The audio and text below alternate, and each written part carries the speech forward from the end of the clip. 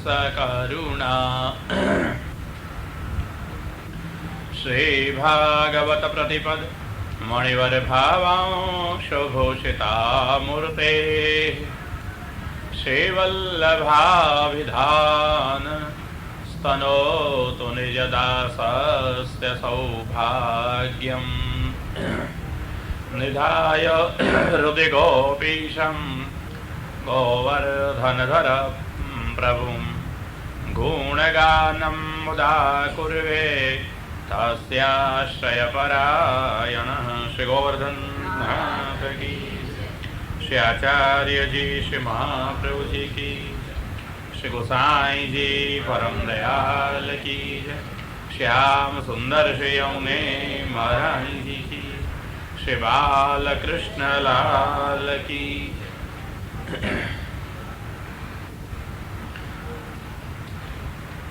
श्रीमद् वल्लभाचार्य चरणों ने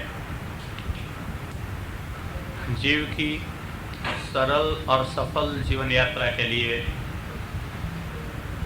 सलामत राजमार्ग दे दिया, पुष्टि भक्ति मार्ग। जिस रास्ते पर चल के जीव एवं पुष्टि मार्गीय जीव भगवान के स्वरूपानंद को यथाधिकार प्राप्त कर सकता है। वल्लभाचार्य जी के पुष्टि मार्ग में सब कोई नहीं चल सकते, केवल जो अनुग्रहित पुष्टि मार्गीय जीव हैं वो ही चल सकता है। ऐसा नहीं है कि पुष्टि मार्ग यह कृपा प्राप्त करने का मार्ग है। पुष्टि मार्ग यही मार्ग है, इन लोगों के लिए ही है कि जिन लोगों ने कृपा प्राप्त कर ली है। कृपा प्राप्त जिन्हें की है, इन लोगों का मार्ग है प्रभु तक पहुंचने का पुष्टि मार्ग अथवा पुष्टि भक्ति मार्ग। कई लोग गलत ही मान बैठे हैं, समझ बैठे हैं कि कृपा प्राप्त करनी हो तो आओ पुष्टि मार्ग में। हम कहते हैं कि महाप्रभु ने ऐसा व्याख्यान नहीं किया है, संप्रदाय का अर्थ ऐसा नहीं हुआ है। महाप्रभु की यह स्पष्ट दृष्टि है कि जिन लोगों पर कृपा होगी यही मार्ग में आएंगे, और ये कृपा तो जीव की उत्पत्ति के समय हो ही चुकी है। भगवान ने चाहा कि ये पुष्टि जीव हो, इसमें पुष्टि भक्ति बीज रख दिया व्युच्चरण के वक्त प्रथम सृष्टि में। बस यही जीव पुष्टि मार्गीय हो गए। पुष्टिं कायेन निश्चयः, पुष्टि सृष्टि भगवान ने अपनी काया में से प्रकट की है। फिर जो काया में से प्रकट है, जिसमें पुष्टि भक्ति मार्ग का बीज रखा है, वो ही आएंगे पुष्टि मार्ग में, और कोई नहीं आएगा। आएगा सही, चल नहीं सकेगा, थक जाएगा, और आएगा सही अपने अपने इधर उधर के रास्तों पर भटक जाएंगे, अटक जाएंगे। ये पुष्टि पथ पर चल नहीं ही सकेंगे। इसलिए कृपा तो कब की हो ही चुकी है। मत मानो हम आए पुष्टि मार्ग में तो होगी कृपा। हो गई है जिनके ऊपर कृपा, यही आते हैं पुष्टि मार्ग में। और यही लोग श्रीमद् वल्लभाचार्य चरणों के सिद्धांतों के अनुसार जी करके अपने ही घर में अपनी ही इंद्रियों से यही जीवन में साक्षात भगवान का अनुभव करता है। ध्यान रखना कि अनुभव आजकल होते होंगे सबको, कोई अशक्यता नहीं है अनुभव होने में, क्योंकि हम तो भगवान के सर्व सामर्थ्य को स्वीकार के बैठते हैं। सर्व सामर्थ्य में वही सर्वत्र तस्य सर्वम ही, सर्वत्र जो सब कुछ है भगवान का ही है, और सर्व सामर्थ्य में वही वो सर्वज्ञ है, सर्वसमर्थ है। आप यही भगवान को कैसे प्रतिबंध में रख सकते हो कि महाराज उसको अनुभव मत देना? किसी को भी देगा। नियम हमारे लिए हो सकते हैं, शास्त्र पुरुष के लिए हो सकते हैं। दो ऐसे हैं जिसको शास्त्र की असर न हो। शास्त्र की कक्षा में दो व्यक्ति नहीं है। एक पशु, पशुओं में कौन सा शास्त्र होता है? ये खाना, वो नहीं खाना, वो करना, वो नहीं करना, ऐसे जो नियम है अथवा कोई जो शिष्टाचार है, तो ये शिष्टाचार पशुओं में होते हैं। पशुओं में कौन से शिष्टाचार शक्य है? होते हैं। ये माँ है, ये बहन है, ये पत्नी है, ये पति है, ये पिता है, ये माता है, ऐसे भेद विवेक दृष्टि जन्य पशु में होते हैं? कुछ नहीं है। ये पशुता है। तो ये पशुओं को अपन शास्त्र के बंधन लगावे कि हे पशु, आज एकादशी है, आपको फलाहार करना होगा।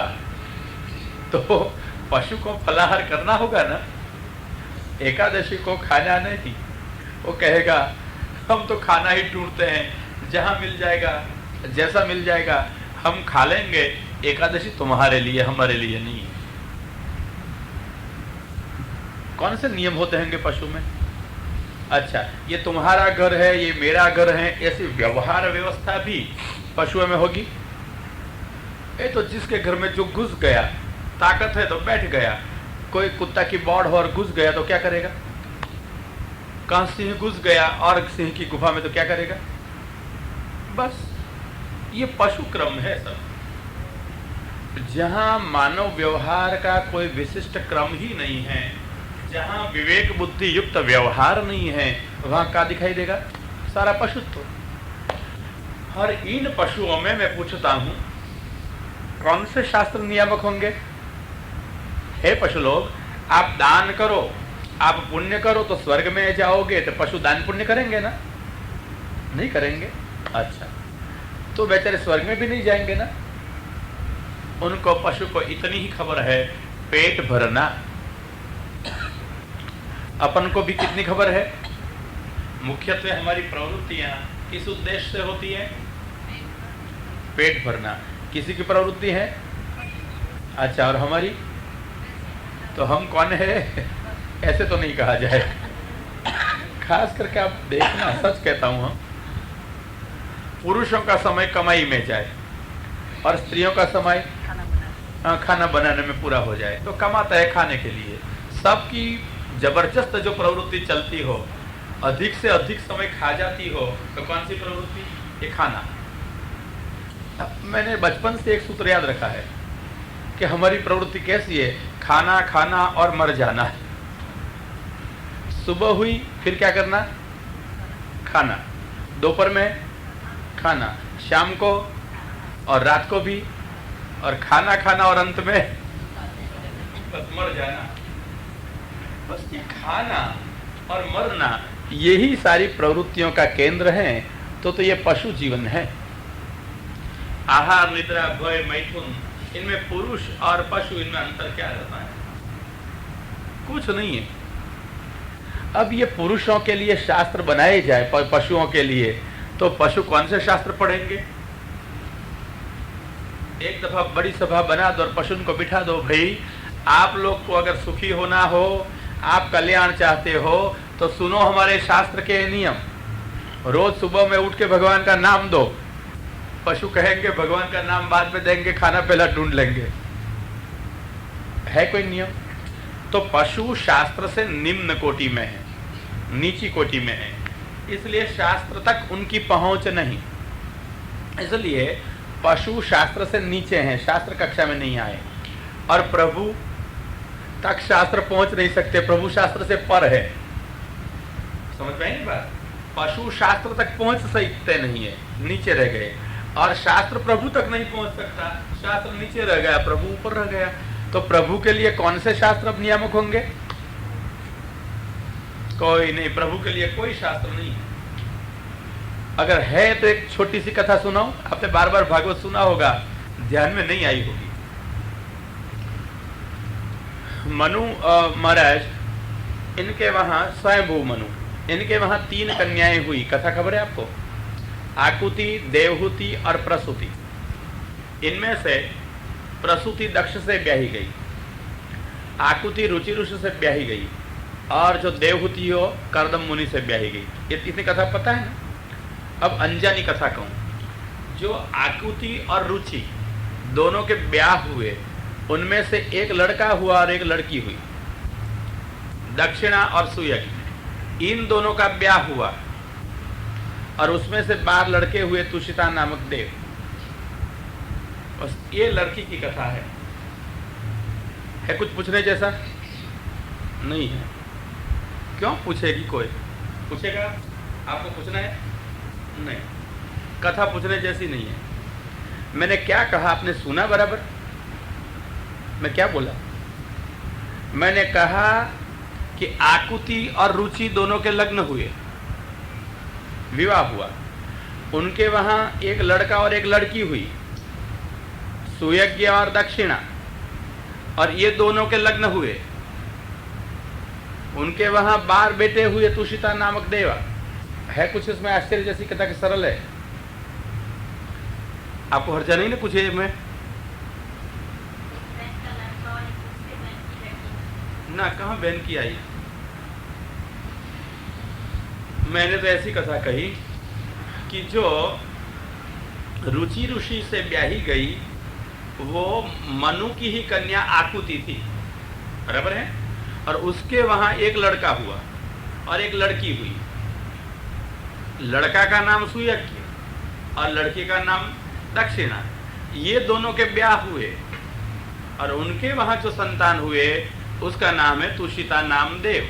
12 हुए। ये कथा में आपको कुछ है विरोध? नहीं है। अच्छी कथा सुनने वाली सब हैं। हाँ, क्या को ऐसा हो? मैंने ऐसा कहा इन दोनों के वहां ही ये दोनों का ब्याह हुआ परस्पर में। हाँ, क्यों गड़बड़ क्या है कथा में? हाँ, तो आप संतोष से कथा सुनती और मैंने जब तक टटोल टटोल के पूछा नहीं। अच्छा, आगे मैंने क्या कहा? उनके वहां 12 लड़के हुए तुषिता। मैंने उनके वहां कहा मतलब क्या अर्थ हुआ? तो फिर भी आपने क्यों नहीं पूछा बहन के वहां हुआ या भाई के वहां हुआ? पूछा आपने।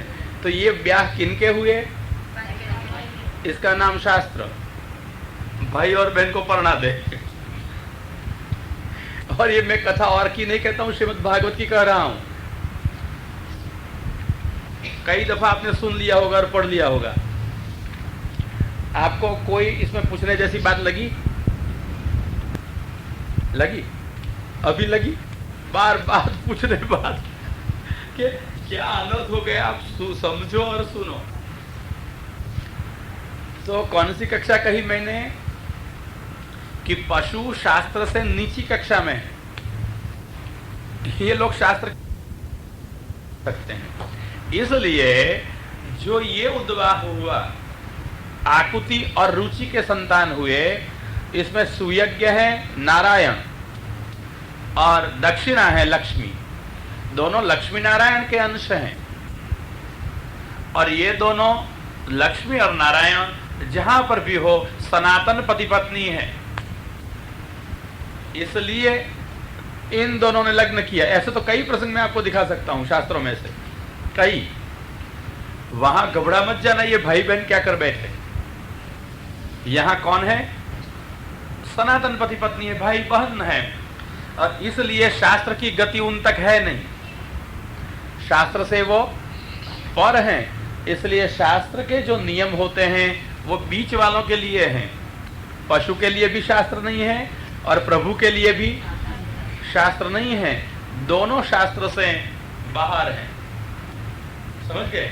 इसलिए पशु को जो करना हो वो पशु करे और प्रभु को जो करना है वो प्रभु करे। मतलब कल्पना ऐसी मत करना कि इन दोनों को एक कोटि में रख देना, जो मर्जी भावे वो करे उसको।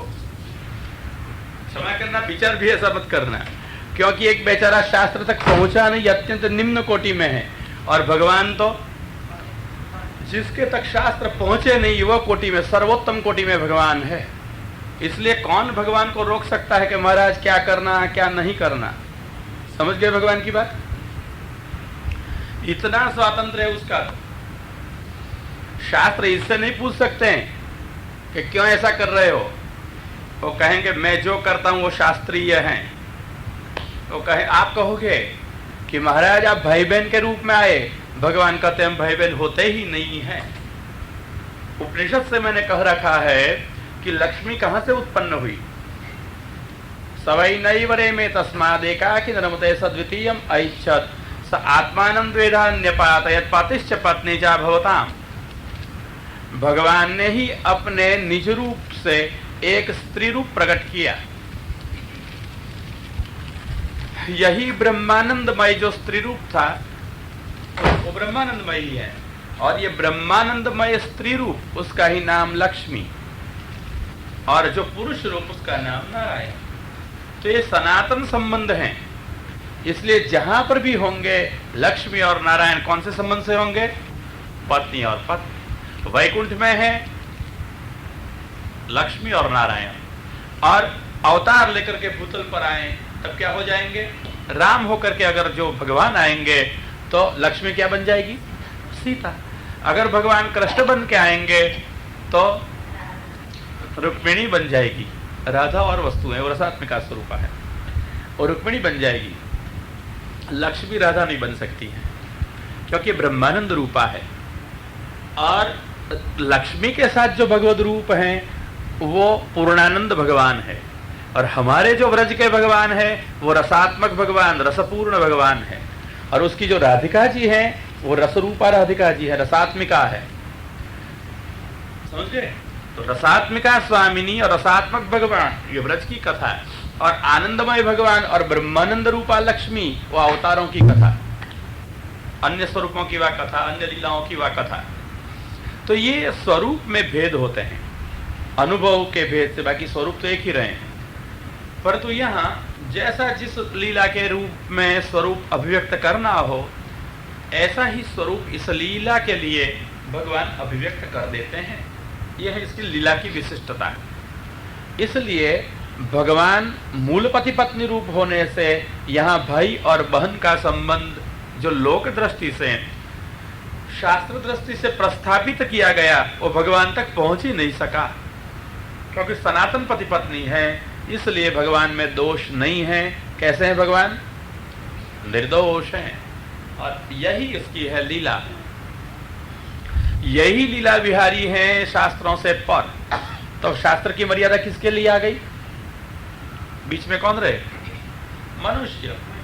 तो मनुष्यों के लिए हो गई वो शास्त्र मर्यादा।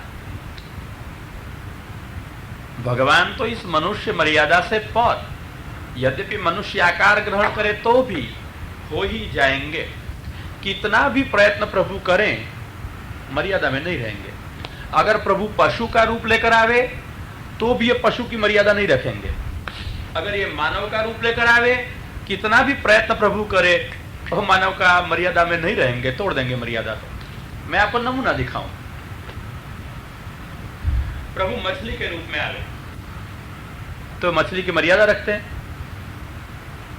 मछली के रूप में आए थे भगवान। कौन? मत्स्य अवतार, मत्स्य नारायण। मैं पूछता हूं ये मछली की मर्यादा रख के आए थे? कथा पता है आपको मत्स्य नारायण की? कृतमाला नदी में के किनारे में जब संध्यांजलि के लिए राजा सत्यव्रत ने जल लिया, शफर एकाभ्यपद्यत, अंजलि में छोटी सी मछली आई। उसने कहा, मनुष्यवाणी में बोलती है कि राजन मेरे को डर लगता है कि मैं छोटी हूं, ये पानी में बड़े जीव मेरे को खा जाएंगे। दया ही राजा ने कमंडलू में रख दी। तरह ही कमंडलू जितनी बढ़ गई। उसने कहा मैं इधर रह नहीं सकती हूँ, बहुत संकोच होता है। तो राजा ने एक बड़े पात्र में रखवा दी, वो भी भर गया। उसने फिर कहा महाराज यहाँ भी मेरे को कष्ट ही कष्ट है। तो उसको सरोवर में डाल दिए गए, तो बड़ा सरोवर भर गया। महाराज इधर नहीं रह सकता हूँ सुख से, फिर समुद्र में रख गए तो 1,00,000 योजन वाला मत्स्य हो गया, सबसे बड़ा मत्स्य। कोई है ऐसी मछली जो एक दिवस में इतनी बढ़ जाए? तो मछली होकर के आए, परंतु महाराज मछली रह नहीं सके। क्यों? स्वभाव ही ऐसा है। मर्यादा में रहना वो भगवान का स्वभाव कहाँ है? मछली आए तो सब अवतार लेकर के, बन तो सब बैठे, ऐसे तो बड़े हैं, परंतु कैसे हैं? स्वभाव ही ऐसा है कि शासन करना, स्वभाव ही उसका ऐसा है कि प्रभाव कुछ दिखाना। तो मछली अकेली छोटी मोटी बन के आ जाए तो प्रभाव कहाँ दिखे? इसलिए स्वभाव से प्रभाव हो जाता है उसका, चाहता नहीं है वो। इसलिए कोई मछली नहीं मिलेगी जो एक ही दिवस में इतना बढ़ सकती हो। समझ गए? हाँ, आप भाई ने पूछ लिया, मैं अभी कहने वाला ही हूं, फिर भी पूछ लिया उसने कि ठीक है, मछली ने तो मर्यादा नहीं रखी, परंतु रामचंद्र जी के मानव के रूप में आया, तब लोग कहते हैं ये है मर्यादा पुरुषोत्तम। वहां उसने मर्यादा रखी या नहीं रखी? शास्त्र की मर्यादा, लोक की मर्यादा राम ने रखी। कौन है राम? कौन है राम? भगवान है, पर तो कौन सा पुरुषोत्तम कहे गए उसको? हाँ, मर्यादा पुरुषोत्तम है ना। तो क्यों मर्यादा पुरुषोत्तम है? मर्यादा रखते हैं इसलिए। कौन सी मर्यादा? आज तक लोक में इतना ही प्रसिद्ध, मैं आज नई मर्यादा भी कहने वाला हूं राम की। सोचने जैसे शास्त्रों को अच्छी तरह से, वास्तव में राम की मर्यादा लोग मानते हैं और है भी कुछ। शास्त्र की मर्यादा और लोक की मर्यादा, दोनों के शिष्टाचार की मर्यादा राम ने रखी है, इसलिए आप कहते हो उसको मर्यादा पुरुषोत्तम। ठीक है ना? अच्छा, मैं आपसे पूछूं अब, ये मर्यादा पुरुषोत्तम है ना? है? मर्यादा पुरुषोत्तम है ना? अच्छा भाई, आप लोग कहते हो मर्यादा पुरुषोत्तम। मर्यादा का ये अर्थ जैसे कर्म ऐसे फल दें। ताटकाई किसने मारी? राम ने। ले जा रहे थे वो विश्वामित्र मुनि के साथ इसके आश्रम में, मार्ग में आ गई ताटका। क्या किया राम ने? मार दिया। फिर क्या किया? दीन जान रघुराया। रघुनाथ ने सोचा बेचारी ताटका आ गई मेरे पथ में, कर क्या दिया? निज गति दिनहा। अब पूछो राम को, ये कौन सी मर्यादा महाराज? ताटका तो राक्षसी थी, अनेक को मारने वाली थी और स्वयं आपको भी मारने के लिए ही आई थी। तो ये भयंकर राक्षसी को मुक्ति देना, निज गति दिनहा। जैसे कृष्ण ने पुतना को मातृगति दी, वो तो पुष्टि में थे, वो तो कहेंगे हम तो पुष्टि करने को आए, मर्यादा नहीं रखी। परंतु हे राम, आप तो मर्यादा स्थापने के लिए आए थे। तो ये कौन सी मर्यादा है कि असुर को मरने के बाद मोक्ष मिले? है मर्यादा? बोलो, आप बता, मर्यादा पुरुषोत्तम कहते हो तो बताओ, ये मर्यादा है कि नहीं है? हाँ, क्या है? मैं तो कब का कह रहा हूं, वो भी स्वभाव वश है। वो स्वभाव ही ऐसा उसका है कि मर्यादा में रह नहीं सकता है।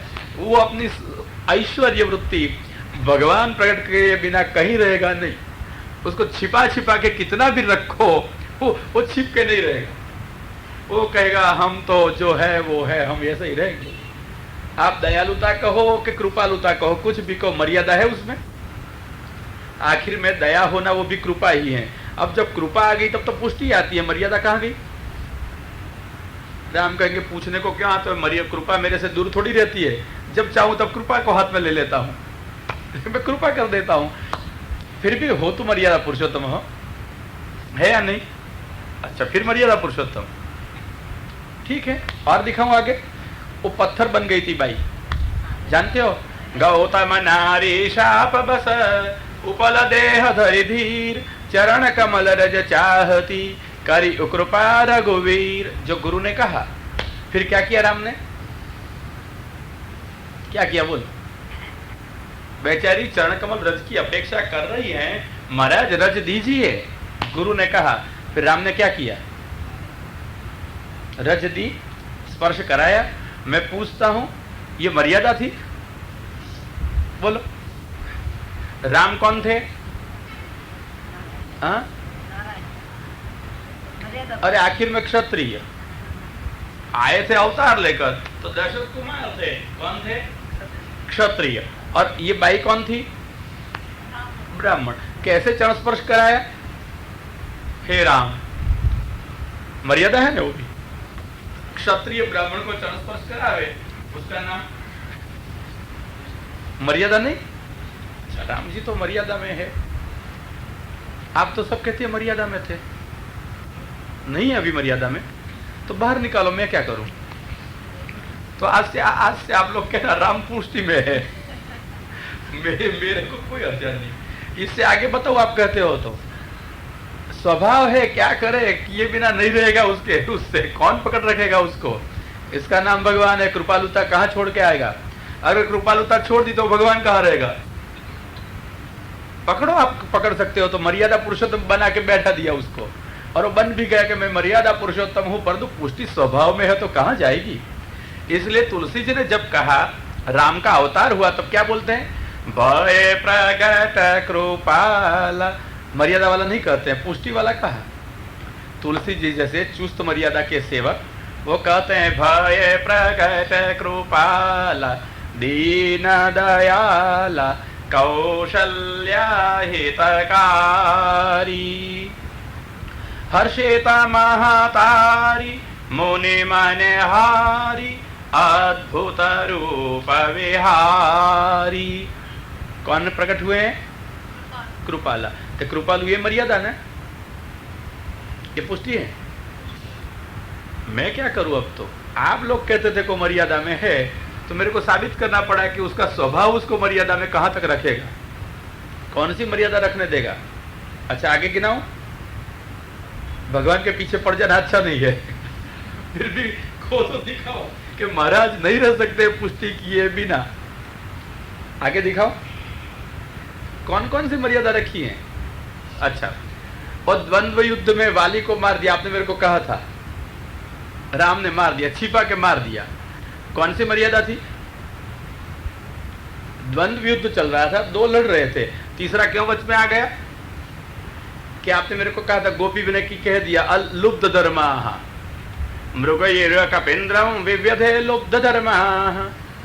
और तो अच्छा है, महापुरुष जी प्रकट हो गए तो अलुब्ध धर्मा है उसको खोज लाए, कि वो धर्म नहीं घुमाता है, शरणागत का धर्म रखते हैं। और फिर क्या कहते हैं? वाली को मार देने के बाद कहते हैं वाली तेरे को जीना है, मैं जिला दूं। राम को भी लगा घोटाला भारी हो गया है, मार तो दिया, पक्षपात तो कर दिया, कृपा तो कर दी, पर तो बेचारा मर जाएगा, मरते मरते मुझे अपवाद देगा कि छिप के मार दिया।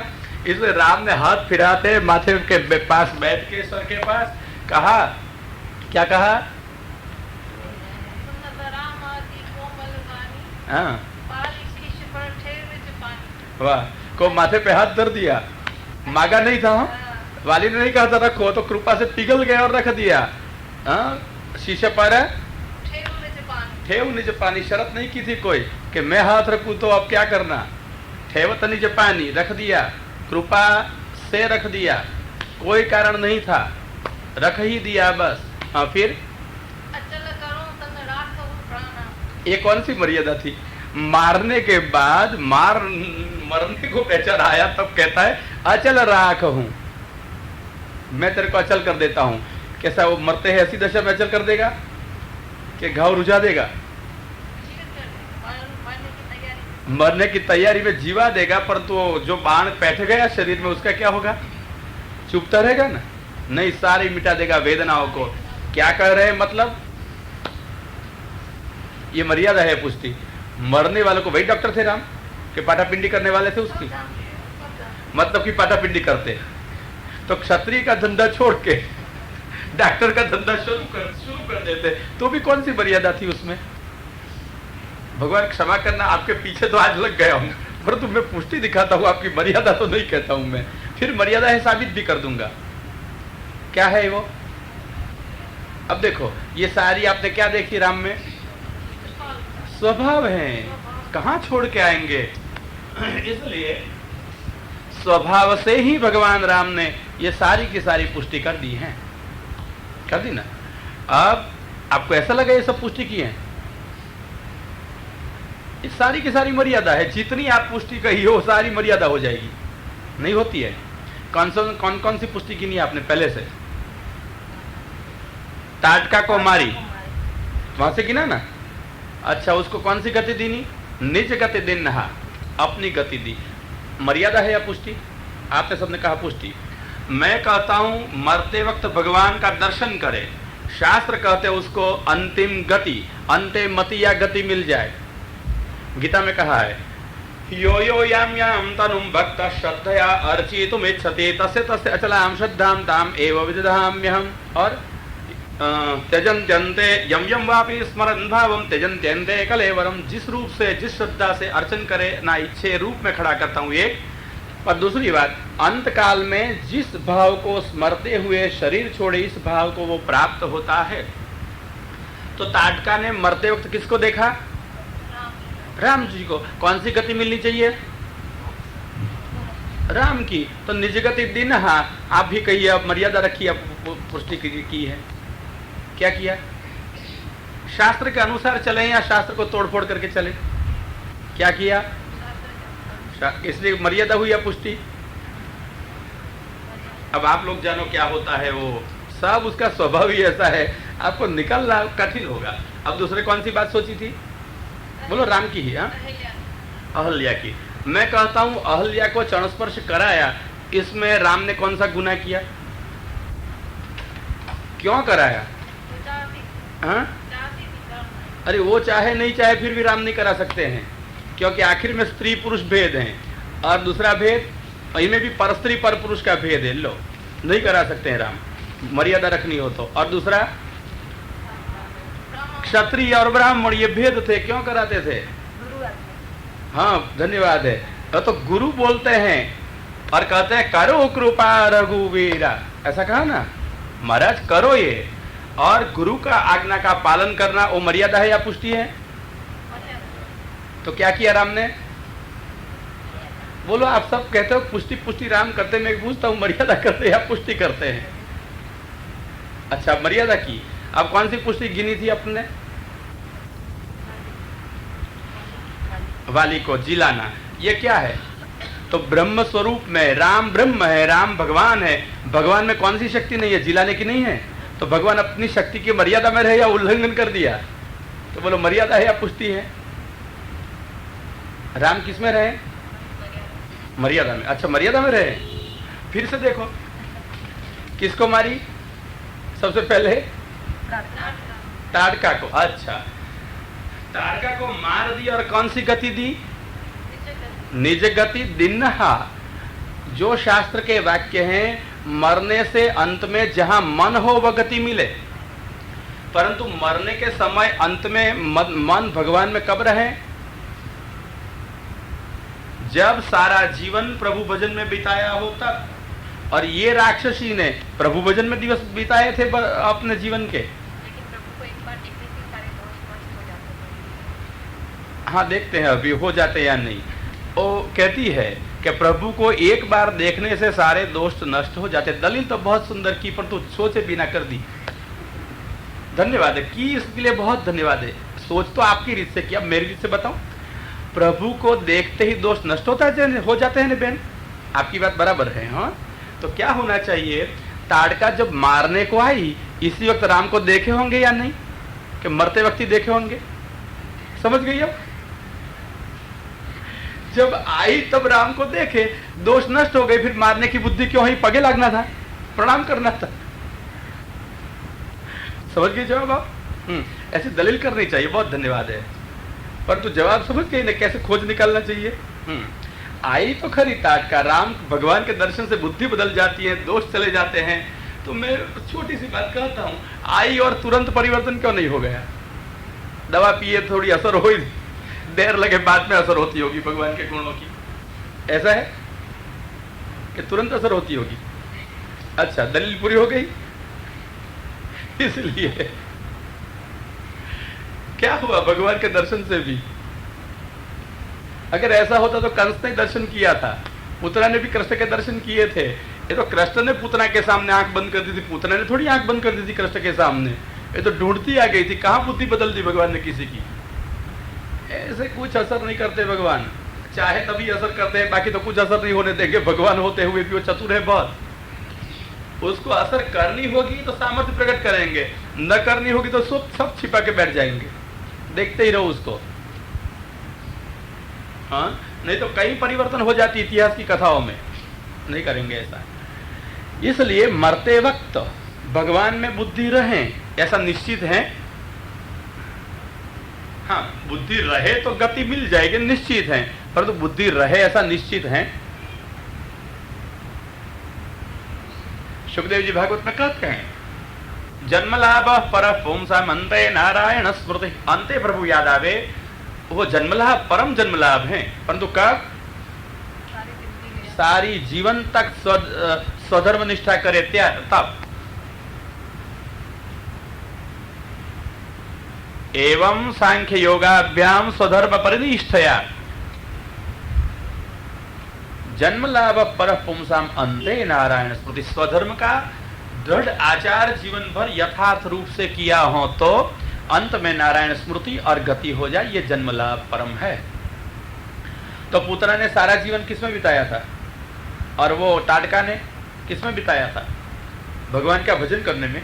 तो अंत किससे भगवान में मति रहेगी, और अंतकाल में मति अन्यत्र गई तो गति भी अन्यत्र हो जाएगी। इसलिए तुलसी जी ने कहा नीज गति दिनहा।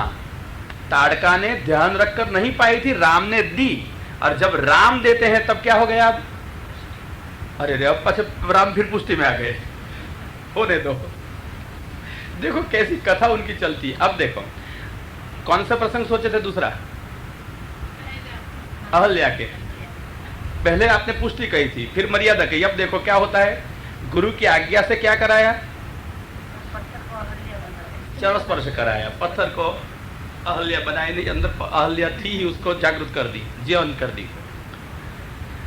जो जड़ता में उसका देह था उसको चेतन में फिर बना दिया। अच्छा, मैं पूछता हूं, गुरु ने कहा था ना, क्या कहा था गुरु ने? क्या कहा था? गौतम नारी शाप बस उपल देह धरि धीर चरण कमल रज चाहती और करी उकृपा रघुवीर। महात्मा विश्वामित्र ने देखा कि राम तो मर्यादा पाल रहे हैं, मर्यादा के अनुसार ही करेंगे, इसलिए कहा कि राम मेरी एक तो आज्ञा है, तो गुरु आज्ञा का पालन तो मर्यादा हुआ, परंतु तो स्वयं गुरु ने क्या करने का कहा? आप आपकी मर्यादा को छोड़ दो और करो उकृपा, कृपा करो। मतलब राम ने क्या किया? कृपा करी, तो कृपा पुष्टि में आया मर्यादा में। इसलिए राम कहाँ है अब? है? अरे आज्ञा से की, कैसे भी किया क्या?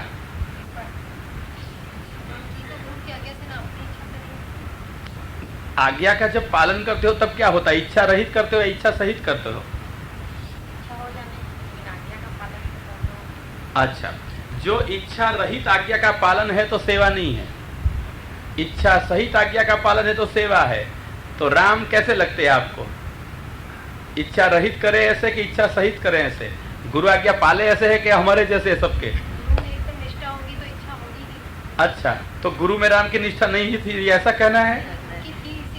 थी, इसलिए राम की इच्छा थी। तो कहाँ ही गई आप? तो यही बात हो कि राम ने इच्छा से करा है, मतलब पुष्टि हो गई है ना। कर उकृपा रघुवीर, तो कृपा करने को कहा है, मर्यादा रखने को नहीं कहा है। तो आखिर में कृपा की तो राम कहाँ है? पुष्टि में। अब कौन सी मर्यादा कहती थी आप राम की? बीजी दूसरी। अच्छा, वाली को मार देते थे, जिलाने को तैयार हो गए, पुष्टि है या मर्यादा? आपने कहा कि वो भगवान का सामर्थ्य है, वो ही कर रहे हैं, अपनी मर्यादा में रहे। पर तो मैं पूछता हूं, वो भगवान के रूप में आए या मनुष्य के रूप में? मनुष्य के रूप में आकर मनुष्य धर्मों की मर्यादा का उल्लंघन करे, वो क्या हो गया? फिर पुष्टि में आ गए राम। आपको भगवान को कहाँ रखना है? क्या को? उनको पुष्टि में आना और आपको पकड़ पकड़ के मर्यादा में ले जाना है। इसलिए स्वभावगत उसकी है सामर्थ्य, पुष्टि कहाँ दब जाएगी वो, इसलिए वो कृपा कर देगा। देखा राम को हमने दबा दबा के मर्यादा में ले जाने का प्रयत्न किया ना, पर तो कहाँ छटक के आ गए। कहाँ पूर्ण रखोगे उसको? कौन सी मर्यादाओं में? अगर मर्यादा का अवतार लेकर आते हैं फिर भी पुष्टि के कार्य तो करते ही हैं, क्योंकि ये स्वरूप का एक सहज एवं साधारण धर्म है। इसलिए भगवान कोई भी के ऊपर कैसे भी, कहीं भी, कभी भी कृपा कर देते हैं, मिल जाते हैं। इसमें ब्रह्म संबंध का होना न होना कोई लेवा देवा नहीं है, चिंता मत करना। नियामक कोई नहीं है ब्रह्म संबंध सानुभव में। बहुत स्पष्ट कहूं, सिद्धांत ये है, कोई नियामक नहीं। तो फिर क्या होगा, ब्रह्म संबंध से सबको भगवान मिल जाएंगे। अगर ब्रह्म संबंध से मिलते होंगे तो मिल गए ना, सबको मिले हैं ना। मैया मिलेंगे तो विश्वास रखना। ये बहन कहती हैं कि जिसके घर में सेवा होती है उसको भगवान मिले ही हैं। तो मैया मर्यादा वाला के घर में भी भगवान तो होते हैं, नहीं होते ऐसा नहीं। तो ठाकुर जी दूसरों के घर में नहीं होते हैं, कृष्ण पधराते हैं, वो भी कृष्ण की सेवा करते हैं मर्यादा में भी। मीराबाई किसकी सेवा कर रही थी? मीरा के प्रभु गिरधर नागर। ये गिरधर नागर कौन थे? क्यों कृष्ण नहीं थे उसके पास में? आपने पूछा ब्रह्म संबंध के बाद मिले हैं। हाँ, तो ब्रह्म संबंध के बाद मिले हैं। अच्छा, ये तब से पूछना है, ये तब से सोचो कि ब्रह्म संबंध होने पर भी कृष्ण तो मिले हैं मीराबाई वगैरह को। अथवा वार्ताओं में से कहूं, ब्रह्म संबंध होने के पूर्व हुए बिना भी अली खान की बच्ची को मिले थे या नहीं? लड़की को रासलीला का अनुभव करा रहे थे। कहाँ नियामक है कोई उनके कोई नियामक नहीं है।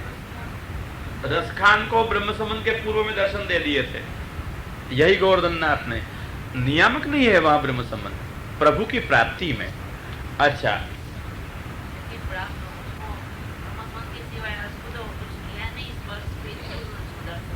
हाँ, ये ब्रह्म संबंध क्या है बाद में दिखाता हूं, परंतु अभी एक बात तो समझ ली ना कि ब्रह्म संबंध से मिलते हैं ऐसा नियत नहीं है। ब्रह्म संबंध के बिना भी भगवान स्वतंत्र हैं, मिल सकते हैं। हाँ, बस ये कहना है। यहाँ इतनी बात अभी करनी है कि ब्रह्म संबंध के नियमों में उसको बांध नहीं सकते हैं। समझ गए बराबर मेरी बात? कि हम चाहे कि उसको बांध दो कि ब्रह्म संबंध ले, उसको ही मिलना, तो उसको नहीं बांध सकोगे। वो तो कहेंगे हम स्वतंत्र हैं, हम स्वतंत्र हैं। आपको ब्रह्म संबंध तो इसलिए लेना है कि सेवा का अधिकार मिले और पुष्टि भक्ति मार्ग में भगवान का स्थिर अनुभव मिले। समझ गए? तो ब्रह्म संबंध इसलिए लेना है। और आजकल लोग कहते हैं कि ब्रह्म संबंध लेने से ही भगवान मिल जाएंगे, तो ये गड़बड़ है। ब्रह्म संबंध से मात्र सेवा करने का अधिकार मिलता है। हाँ, आप भाई कहते हैं कि ब्रह्म संबंध का मतलब भगवान मिलने की गारंटी नहीं है। भगवान नहीं मिलेगा तो सेवा किसकी करेंगे? बोलो, ये पूछती है भगवान नहीं मिले तो सेवा किसकी करेंगे? आप दोनों को करनी है तो सोचो अब। हाँ, अच्छी बात है, भगवान नहीं मिलेंगे तो सेवा किसकी करेंगे? इसलिए मिलने दो। सेवा नहीं हो सकती है। हाँ, क्यों आप क्रिया कर रही हो सब कि सेवा कर रही हो? समझना मेरी बात बराबर, आपको समझ गए बराबर? बराबर समझना मैं क्या कह रहा हूं। तो सोचो अब, ब्रह्म संबंध लेने से आपको भगवान मिले हैं? बोलो मैया, क्या कहना है आपको? मिलते हैं ब्रह्म संबंध लेने से? नहीं, चलने की बात छोड़ो, लेने से इतना ही मैंने कहा। कराई थी ना। हाँ, देखो मैया ने एक और दृष्टांत कहा कि वो वेश्या की लड़की को कृष्णदास जी ले आए, तो कौन सा कीर्तन गवाया था? मेरो मन गिरधर छवि पर अटक्यो, बस एक पद सिखा दिया था, मिले उसी दिन। और फिर क्या किया? पहुंचा दी, लीला में पहुंचा दी, सदैव अंगीकार कराया दिया। क्या किया था? लीला में पहुंचा दी ना उसको। अच्छा, क्यों पहुंचा दी? कौन से ब्रह्म संबंध से? फिर ये तो वार्ता में कहा कि हाँ लीला में कराया ब्रह्म संबंध, तो होने दो, वहां था नहीं, तो यहाँ था का प्रश्न। अगर भगवान ही मिले नहीं तो सेवा किसकी करेंगे?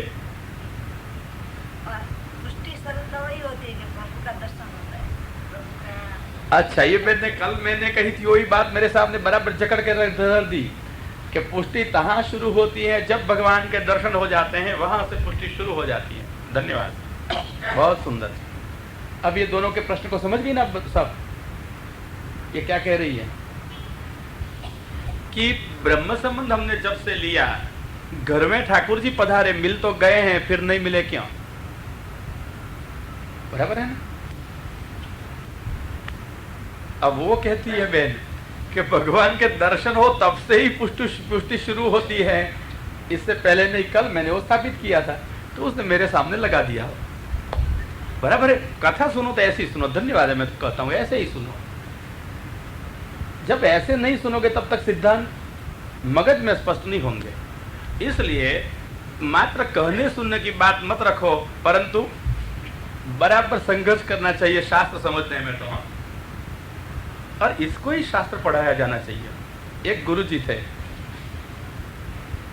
और कई विद्यार्थी इसके पास में पढ़ते थे। एक विद्यार्थी को गुरु बहुत चाव से पढ़ाते थे, ध्यान रखते थे उसका। तो गुरु की पत्नी ने एक दिवस कहा कि आपके पास में 40-50 तो छात्र हैं, आप ये एक को ही क्यों ध्यान से पढ़ाते हो महाराज? गुरु ने कहा आपको अभी पता नहीं चलेगा, 2-4 दिवस में जवाब दूंगा।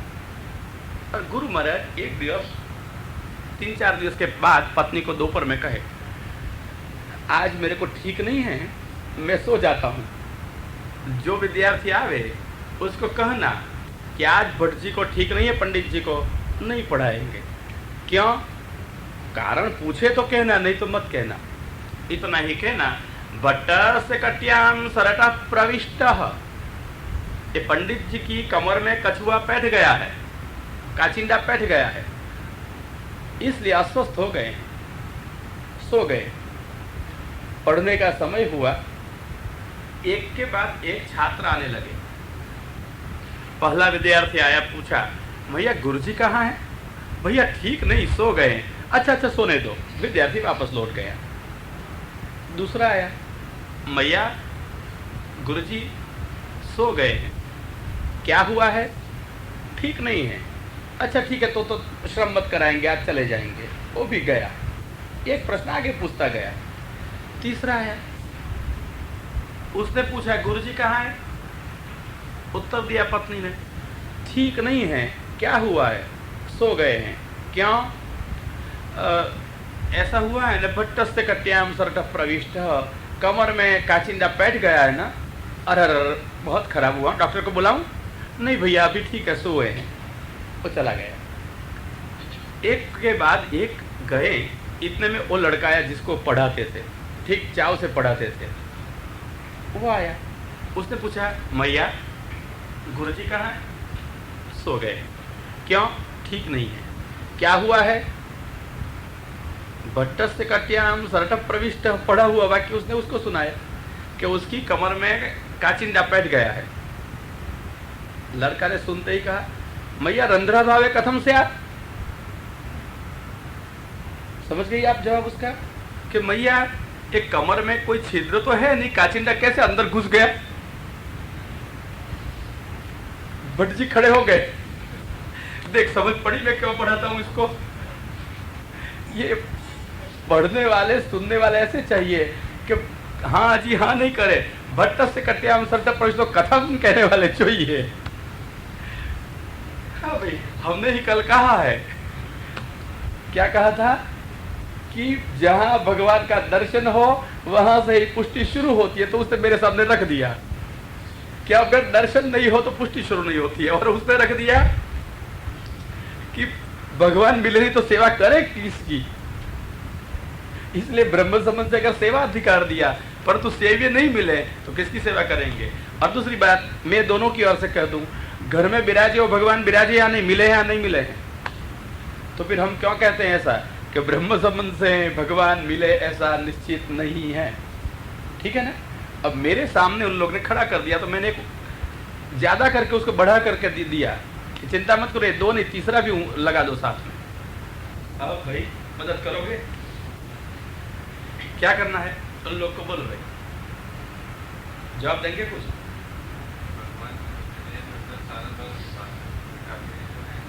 वो कहते हैं भगवान मिले मतलब सानुभाव की बात होगी, ठाकुर जी तो है। क्या कहना है? आप लोग को कुछ समझ पड़ी नहीं बात में? तो ये क्या पूछ रहे हैं सब? भैया स्पष्ट हो गया? ये लोग का प्रश्न तो अच्छा है ना, सोचने जैसा है।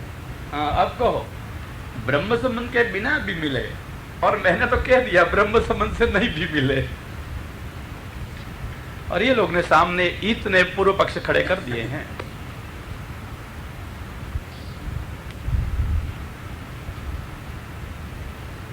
धन्य, बहुत सुंदर रजूआत की। अब नहीं करना है कुछ आपको, मैं कह दूं? अच्छा, करे शुरुआत एक के बाद उनके प्रश्नों को तलाश करने की। भगवान के दर्शन हो बाद ही पुष्टि की शुरुआत है। किस भगवान के दर्शन? जो इच्छा के आवरण में विराजमान नहीं हो, इस भगवान के दर्शन से पुष्टि का आरंभ है। हो गया समाधान?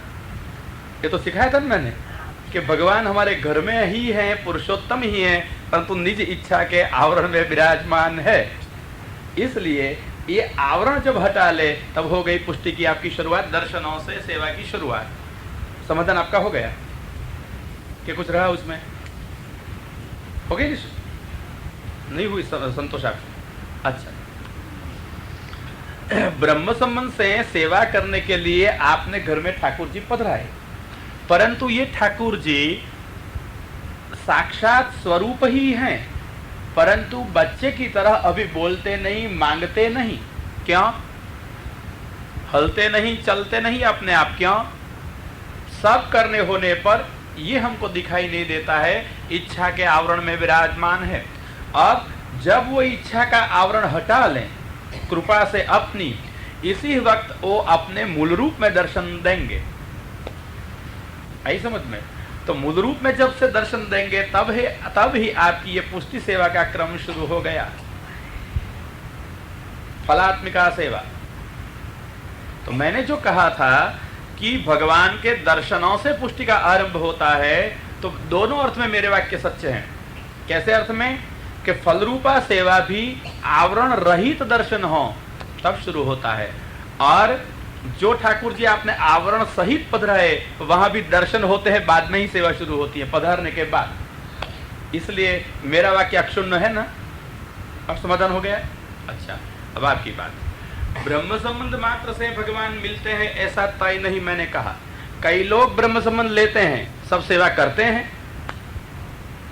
तो अपने आप में जवाब आपने ही दे दिया कि जितने जितने आजकल हम देखते हैं कि ब्रह्म संबंध लेते हैं, इन सबको भगवान मिलते हैं, सेवा पधराते हैं, नहीं पधराते हैं। तो नहीं पधराते हैं मतलब मेरा वाक्य सच्चा है ना? कि पहली बात ब्रह्म संबंध तो लिया है ना उन लोगों ने आजकल, बराबर, जैसे भी हो ब्रह्म संबंध लिया है, सेवा नहीं पधराई है, कुछ भी कारण हो, मतलब कि भगवान नहीं मिले, आप ही कह रही हैं। तो आपका प्रश्न का जवाब किसने दे दिया?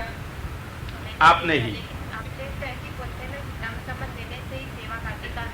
हाँ, सेवा का अधिकार मिल जाता है। सेवा का अधिकार नहीं मिला है मतलब ब्रह्म संबंध बराबर नहीं, ब्रह्म संबंध के हो जाने के पर भी इन लोगों ने सेवा अभी की नहीं, इच्छा नहीं की, इसलिए ब्रह्म संबंध की दीक्षा तो हो गई, ठीक है, परंतु इन लोगों ने ठाकुर जी पधराए नहीं, सेवा की नहीं, मतलब कि सेवा का अधिकार तो मिला, अधिकार उसने उपयोग किया नहीं। कोई स्थान पे एडवर्टाइजमेंट आ गई, या एडवर्टाइजमेंट के आने पर एप्लीकेशन की हमारी योग्यता होने के कारण अपॉइंटमेंट मिल गई, परंतु अपॉइंटमेंट मिलने पर जब तक हम नौकरी पे उपस्थित न हो तब तक क्या मिलेगा? कुछ नहीं मिलेगा। ऐसी तरह से ब्रह्म संबंध हो भी गया हो, सेवा पधराओ नहीं, तब तक भगवान कहाँ से मिलेंगे? इसलिए कई लोग को ब्रह्म संबंध होते हैं ना आजकल, और फिर भी सेवा पधराते हैं सब। तो मतलब क्या हुआ? ब्रह्म संबंध से मिलते हैं ऐसा भी निश्चित आज के जमाने में नहीं दिखाई देता है। अच्छा, प्राचीन काल की कहूं, वो मथुरा वाला भाट, आई गई कथा याद? उसने आचार्य चरणों को कहा, महाप्रभु जी ने उसको ब्रह्म संबंध कराया था या नहीं कराया था? देखना वार्ता में, कराया है ना? कराया है ना? और उसने महाप्रभु को कहा, महाराज मेरे को भगवान पधराई दीजिए। तो क्या कहा महाप्रभु जी ने? सेवा पधराई दो। हाँ, तो महाप्रभु ने कहा, तू लीला में वानर था, बंदरों ने कभी सेवा की है क्या? तो उसने ठाकुर जी नहीं पधराई दिए। समझ गई? उसी वक्त भी ब्रह्म संबंध होने से मात्र ठाकुर जी मिले ऐसा तय था? अब आधुनिक और प्राचीन दोनों बात से सिद्ध हो गई। अब आप दोनों का समाधान हो गया। तीसरी बात मैंने उपस्थित की थी, क्या बोलो, याद रहा मेरा किया हुआ प्रश्न? अब भूल गई?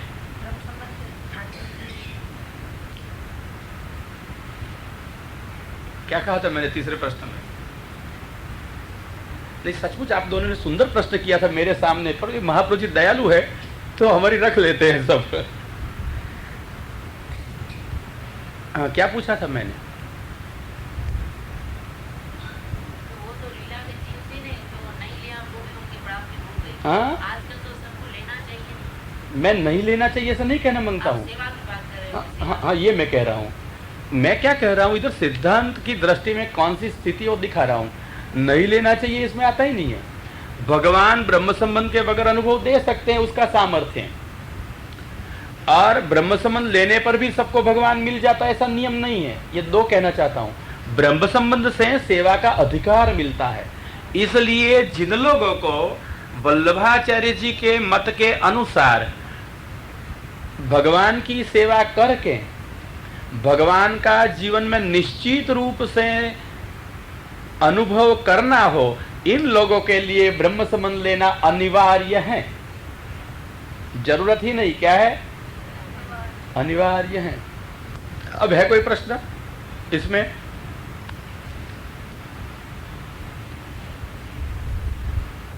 फिर से कहूं क्या कह रहा हूं मैं, गैर समझ न था, न हो जाए कि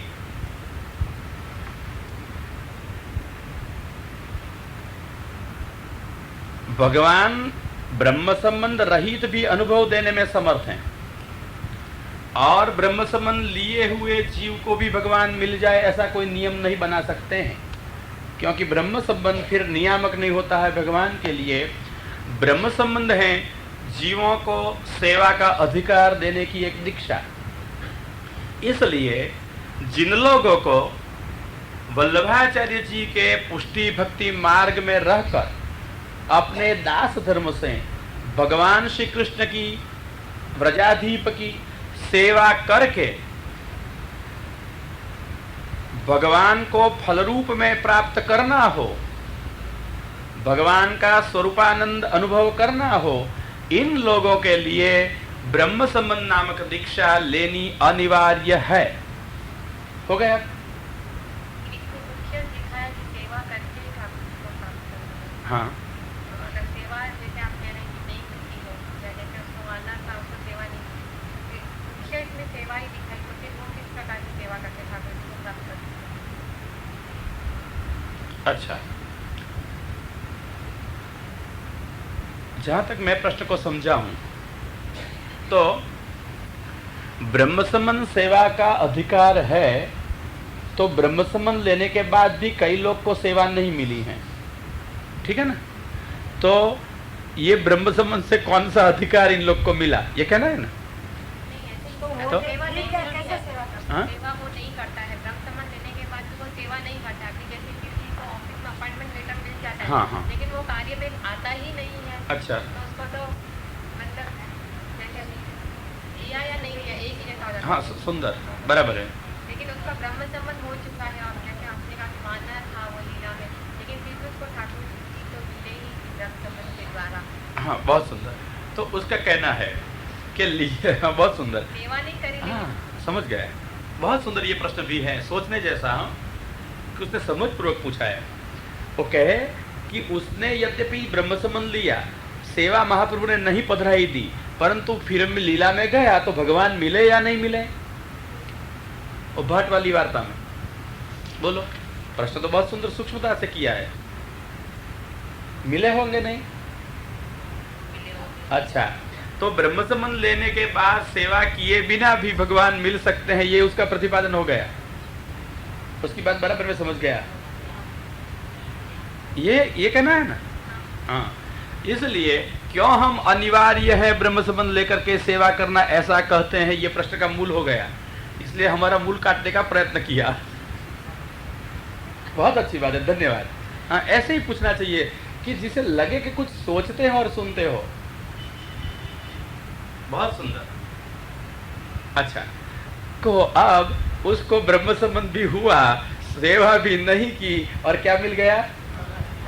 लीला में तो गया, तो भगवान मिल गए। तो मैंने क्यों कहा कि सेवा करना और इसलिए ब्रह्म संबंध लेना अनिवार्य है। अच्छा, बेन ने पूछा तो सुंदर, अब कहूं? व्याख्या पढ़ बेन, मैंने क्या लिखाया था? लिखा नहीं है। कहां तक लिखा? ब्रह्म संबंध से जीव को आपने लिखा है पूरा? नहीं तो मैं फिर से बोल जाऊं, जो बोल गया वो शब्द को उठा दूंगा। जिस सेवा का स्वरूप का आनंद मिलता है। हाँ देखो बहन, स्वरूप का आनंद जिसको चाहिए, इन लोगों को ब्रह्म संबंध लेकर सेवा करना आवश्यक है, ठीक है ना? अब जो भाट के वानर के दृष्टांत में आपने मेरे को कहीं पूछा कि उसने ब्रह्म संबंध लिया, सेवा नहीं की, भगवान मिल गए, तो मेरा तो ये कहना है कि स्वरूपानंद का अनुभव चाहिए तो सेवा करना। तो भाट को भगवान मिले, स्वरूपानंद नहीं मिला। श्री गोवर्धन, मेरी व्याख्या स्पष्ट है ना? आई समझ में? हाँ, ऐसा पूछो तो स्पष्टता होगी। और देखो, हम लोग को बोलते वक्त वकील की भांति कालजी बहुत रखनी पड़ती है, न तो ये लोग ऐसे कहीं मिल जाए तो फंसा दे। तो यहाँ से कहना पड़े कि जरा व्याख्या बदल दो। तो महाप्रभु कहते हैं चिंता मत कर, कुछ बदलने की जरूरत नहीं है, जो मैंने कहा वो सही कहा है। हाँ, पूछना चाहिए। बहुत सुंदर। हाँ, अब स्वस्थता हो गई, अब रही शंका कोई? हाँ, बहुत सुंदर। तो देखो क्या हुआ अब कि स्वरूपानंद की प्राप्ति और भगवत प्राप्ति, इसमें अंतर कितना? अब ये स्पष्ट कर दूं फिर से, बराबर है? इस पर घोटाला नहीं हुआ आपको कि क्या हो गया। मैंने एक दफा कथा में कहा था कि अंतर्गृहगता गोपीजन, जिसको रास के वक्त रास में जाने से इनके स्वजनों ने रोक दी, अत्यंत विरह ताप हुआ, कई कोटि जन्म के पाप जल चुके, आश्लेष में प्रभु पधारे, एक क्षण आनंद का अनुभव हुआ, कई जन्म के पुण्य निवृत्त हो गए, पाप पुण्य के दोनों से निवृत्त हो जाने पर शरीर में से जीव निकल गए, भगवान को प्राप्त हो गए, सायुज्य मिल गया, मोक्ष मिल गया, परंतु रास का सुख नहीं मिला, स्वरूपानंद नहीं मिला। आई समझ में? तो भगवान का प्राप्त होना, मोक्ष प्राप्त होना, अथवा भगवान में मिल जाना सायुज्य, वो भगवान में मिल जाना अथवा भगवान को मिलना एक है, और भगवान के स्वरूपानंद का अनुभव ये फल दशा है, दूसरी ही बात है। इसलिए इन गोपीजन को भगवान ने ही ऐसी बनाई थी लोगों को सुझाव देने के लिए कि जो निर्दोष हैं वो ही रासलीला को, स्वरूपानंद को प्राप्त कर सकती हैं। स्वल्प दोष होने पर भगवान ही इन लोगों के दोष को निवृत्त करते हैं, और ऐसे दोष वाले भक्तों को भी भगवान अपने तो बनाते हैं, परंतु मोक्ष देते हैं, सायुज्य देते हैं, अपन मिल जाते हैं, स्वरूपानंद नहीं मिलेगा। अंतर हुआ? दूसरी बात बताऊं दूसरे ढंग से।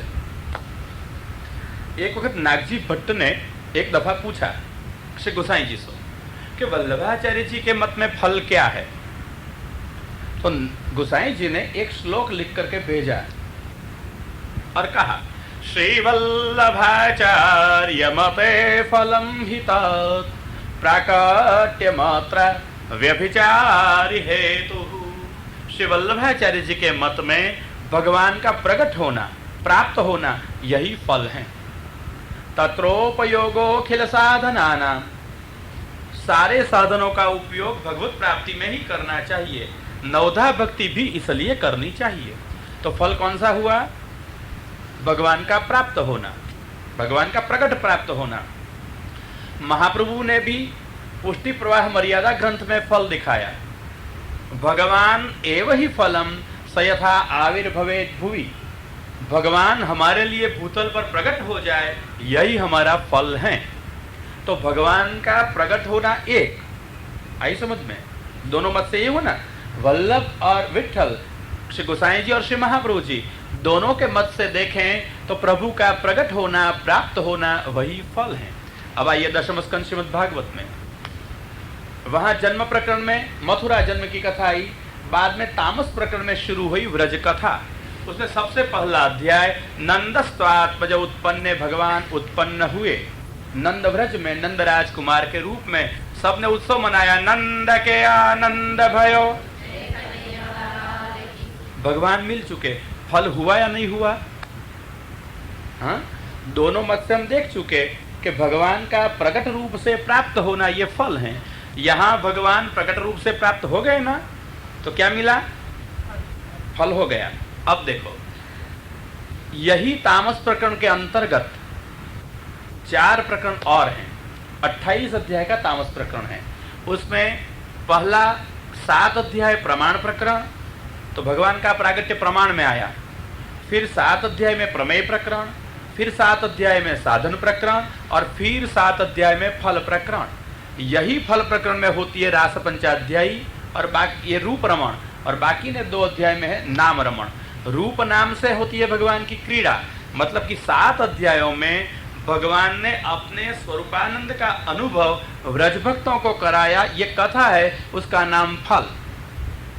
आई समझ बराबर स्पष्ट। तो प्रकट हुए, गोसाई जी कहते हैं, महाप्रभु जी कहते हैं, ये फल हैं। और यही सुबोधिनी के क्रम से, निबंध के क्रम से देखो तो कहाँ फल हुआ? जहाँ रास लीला हुई, रूप नाम से आनंद की अनुभूति हुई, उसे आप कहते हैं फल। तो अर्थ क्या होता है? प्रकट हुए यो फल, कि रास हुआ वो फल। अब फल कौन सा? बोलो, कौन सा फल? अच्छा, अभी तो उष्णकाल है, आपके वहां आम आती है? कितने प्रकार की आम आती है? हाँ हाँ, कितने प्रकार की आम देखी है आपने? क्यों? रस निकालते हैं और दूसरा। मैं ये पूछना चाहता हूं कि जब ये आम के पेड़ के ऊपर सबसे पहली आती है, तो ये क्या है? क्या बोलते हो आप उसको? पहला छोटी छोटी आवे, उसको क्या कहते हो? छोटी छोटी, उसको कैरी कहते हो? अरे वो मरवा बोले ना, छोटी छोटी क्या कहते हो आप लोग? कैरी कहते हो, ठीक है, वो कैरी कही। तो वो फल है या निष्फल है? हाँ, अच्छा, छोटी छोटी कैरी आई, वो भी फल, रस मिलेगा? अरे रे, फिर फल क्या? ठीक है, आगे चलो। फिर वो बड़ी हो गई तो फल मिलेगा? कच्ची है अभी, आम पेड़ के ऊपर है, मिलेगा रस? नहीं मिलेगा। फिर फल है या नहीं? फल ही है। अब घर में ले आए, क्या ले आए? फल के निष्फल? फल। अब रस मिलेगा? अभी नहीं मिलेगा। अच्छा, तो क्या करोगे आप सब? अरे अभी तो कच्ची लाई घर में, कहां से रस निकालोगे? अच्छा, पकाओ पहले, और पकने के बाद क्या करना है? यही फल है। तो रस तब निकलता है जब पक्व हो जाती है, तो अभी तो कच्चा फल है। पहले दर्शन हुआ, उसके बाद सेवा करने से जो आनंद के शरीर। ये क्या हो गए? प्रक्रिया मेरे पर छोड़ दीजिए, आप मत उतरो इसमें। अभी इतनी बात समझ लो कि जब कच्ची छोटी छोटी कैरी आम पेड़ के ऊपर लग गई, तब भी फल है। और आपने घर में लाकर पकाई या पक वही घर में लाए, तब भी क्या है? फल। रस किसमें से मिलता है? पक्की में से। हम तो भगवान जब नंदालय में आए तब कच्ची कैरी जैसे हैं कि पक्की कैरी जैसे? मैं क्या करूं, जो है मैं तो कह रहा हूं। अच्छा, पक्की कैरी है? पक्की कहो हमको, मेरा क्या जाएगा? पक्की कैरी आई घर में। परंतु पक्की कैरी के आने, पक्की आम के आने पर भी जब तक आप लोग उसका रस नहीं निकालो, तब तक फल क्या है? घर में आम का आना वो फल है कि आम के रस को चाखना वो फल है? तो आपको विरोध है कि भगवान कच्ची कैरी जैसे नहीं है, तो पक्की कैरी रखो, पक्की आम रखो, ठीक है? तो पक्की आम जैसे नंदालय में आए, परंतु जब वो पक्की आम ने अपना रस चखाया, तभी फल है। मतलब कि भगवान का प्रकट होना वो प्राथमिक फल है। भगवान का प्रकट होना वो प्राथमिक फल है।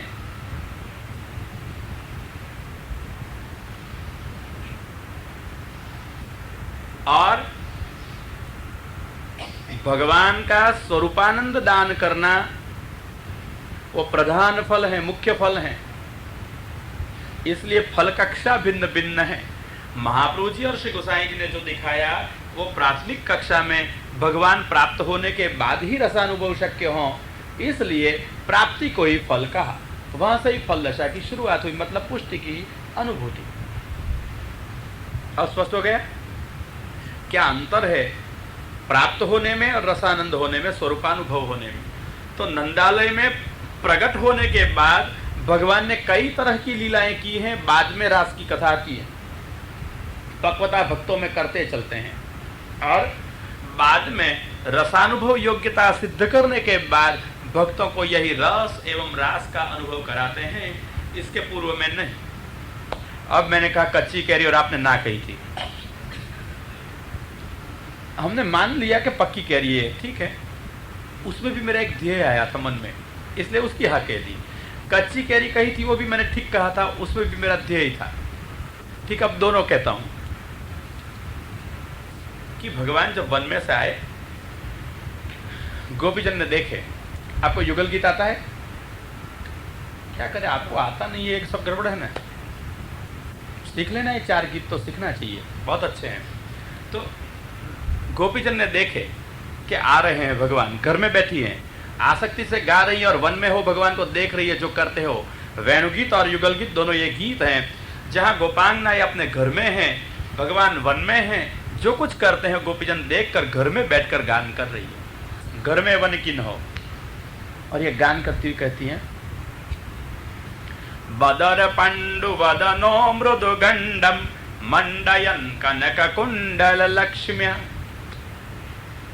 भगवान का वदन कैसा है, कौन जाने, जगत भर के फल आज गोपांगनाओं की नजर में नहीं आए, एक ही फल आ गया, बदर पंडु वदना। बदर का अर्थ है बेर। बेर देखे ना आपने कैसे आते हैं, बेर कैसे आते हैं भाई, नहीं पता है? बेर देखवे में कैसे आते हैं, ये मतलब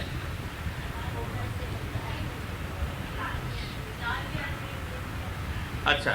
तो यहाँ कैसा बोर गोपांगनाओं ने देखा, बदर पांडु वदना, पांडु है, सुनहरी रंग है, सुनहला रंग, गोल्डन। तो कैसा होता है, पके या कच्चे? पक्के होते हैं। ये हमारे जो देश में बोर आते हैं ना, वो बोर, वो बैर, जहां बैर के पेड़ ऊपर लगे हुए होते हैं, तब तक ये पांडुर वर्ण के होते हैं, सुनहरे रंग के, जब तक वो पके नहीं। पक होने पर रक्त वर्ण के हो जाते हैं, लाल। इसलिए जब ये पांडु वर्ण है तब कच्चा है या पक्का? गोपीजन ने देखा वो कच्चा फल है, रस तो तब आएगा जब पक जाएगा, इसलिए कैसा कहा है, कच्चा। तो उसने कच्चा कहा तो मैं कच्चा कह रहा था, आपने कहा पक्का है तो हमने पक्का कहा कही थी। उसका भी एक कारण मन में आ गया, क्योंकि वो कच्चा है पक्का है, वो तो जैसा होना है हो जाता है, इसलिए दोनों पक्ष सम्मत हैं। अब पक्का बताऊं कैसे है, झुलाते हैं उसको। प्रेंख पर्यंक शयनम चिरविरहतापहरमति रुचिरमीक्षणम प्रकटय प्रेमायनम। झुलाते हैं गुसाई जी और गाते हैं। कैसा है, प्रेंख पर्यंक शयनम, प्रेंख पर्यंक में शयन कर रहा है, तो पलना है ना, पालना में पोड़ रहा है और उसको झुलाया जाता है। कैसा है, वो कहते हैं तो कथा वपुषितव राजते। आपने बाल्यावस्था का स्वीकार कर लिया है, इसलिए बाल्यावस्था आपके स्वरूप के अंदर बहुत सुशोभित हो रही है। आप बाल्यावस्था से सुशोभित नहीं है, बाल्यावस्था आपसे शोभा पा रही है। आप तो अवस्था की शोभा बढ़ा रहे हैं, आप तो शोभायमान है ही। अवस्था आपको क्या शोभा देगी, आभूषण आपको क्या शोभा देंगे? आभूषण को आप शोभा देते हैं, अवस्था को आप शोभा देते हैं। इसलिए कैसे हैं, छोटे रूप में। तो कथा वपुषितव राजते, मैया झूला रही थी। कैसा देखा, तो कथा, ये कथा नहीं करनी थी, फिर भी प्रसंग है तो कह देता हूं आज। तो कथा वपुषित राजते। मैया दर्शन करती है, इनकी सखियां दर्शन करती है यशोदा जी की। कैसा दिखता है? छोटा बच्चा है। और मधुर भाव वाली गोपांगनाएं आई, उन्होंने देखा और ठाकुर जी ने दर्शन कराया। दृशितो मदमानिनी मान हरणम, मानिनी के मान के हरण करने वाले आपके नेत्र कटाक्ष हैं। बस माँ तो समझे कि अपना छोटा बच्चा सोया है, और जो मधुर भाव वाली गोपांगनाएं आई उनको पता चला ये तो रसात्मक प्रियतम पौधा हुआ है, विराज रहा है। बस कौन झूल रहा है पल्ले में? कच्चा है या पक्का है? जो है उसको जैसा जैसा स्वाद है, जिसको देखा है। व्रजयुवतिरुद्य कनकाचलानारोढुमुत्सुकं तव चरण युगलम्। और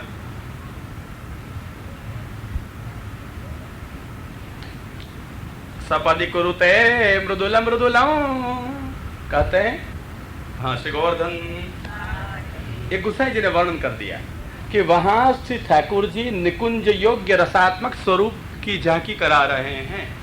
आपके श्री चरण कमल बाल्यावस्था में बच्चे के चरण कैसे हुए? फोड़े हुए, सोए हुए, ऊंचे नीचे हो रहे हैं। गोसाई जी के क्यों हो रहे हैं?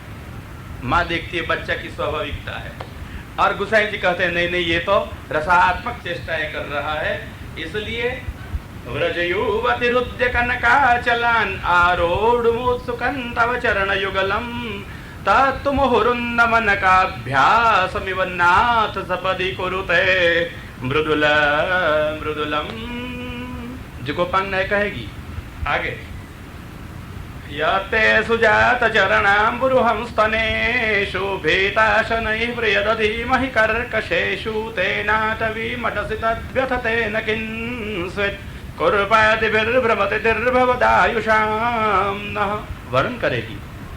तो ये जो रसात्मक स्वरूप वाला है वो दर्शन किसको कराया? रस के अधिकार वाली गोपांगनाओं को ये दर्शन कराते हैं। तो अब ये पक्की कैरी पक्का आम है या कच्चा है? कैसा है? बस जिसको जैसा लग, नहीं जैसा स्वाद जिसको ऐसा नहीं, जिसके सामने जो स्वाद प्रकट करना है वही वो करता है। सबके सामने एक समान रस वो प्रकट नहीं करेगा, क्योंकि सबको सब अनुभव देने वाला है, सर्वविध अनुभव कराता है। क्या? हाँ, बस ये गड़बड़ हो गई है उसमें।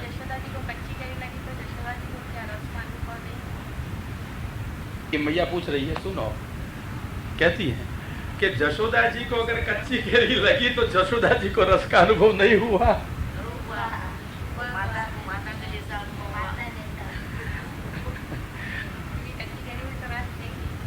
हाँ, वो बहन कहती है कच्ची केरी में रस है ही नहीं। मैया क्या जवाब देना है उसको? कुछ होशियार लड़की है, बोलो। हाँ हाँ, कच्ची केरी में रस नहीं, ऐसा कहना है। पहले कहा था कच्ची केरी में रस नहीं होता है। मैंने अपक्व है ऐसा कहा था। मैं जो बोलता हूँ तो याद रखता हूँ, नहीं तो लोग शास्त्रार्थ में बहुत फंसा दे हम लोग को। तो इसलिए हमने कहा था बदर पांडु बदनो मृदुगंडम अपक्व है, पका हुआ नहीं है। समझ गई? तो क्या हुआ? कच्चा है, अर्थ निकालना तो निकालो। रस नहीं है मैंने नहीं कहा है, अभी देर है रस लेने की, ऐसा कहा था मैंने। इसलिए गोपांगनाओं ने प्रतीक्षा की कि अभी देर है, बड़ा होगा, पक्व होगा तब रस देगा, ये कहा है हमने। हाँ, इसलिए क्या हुआ? अगर कच्ची कैरी भी कही हो, कच्ची आम भी कही हो, तो क्या होता है कि कच्ची आम में मैं पूछता हूं रस नहीं होता है? बोलो, आप लोग को अनुभव है कच्ची आम का? होता है या नहीं होता है? कैसा भी होता है ना। तो अगर कच्ची आम आप घर में ले आई, तो अगर खट्टा रस आपको पसंद नहीं तो क्यों ले आई?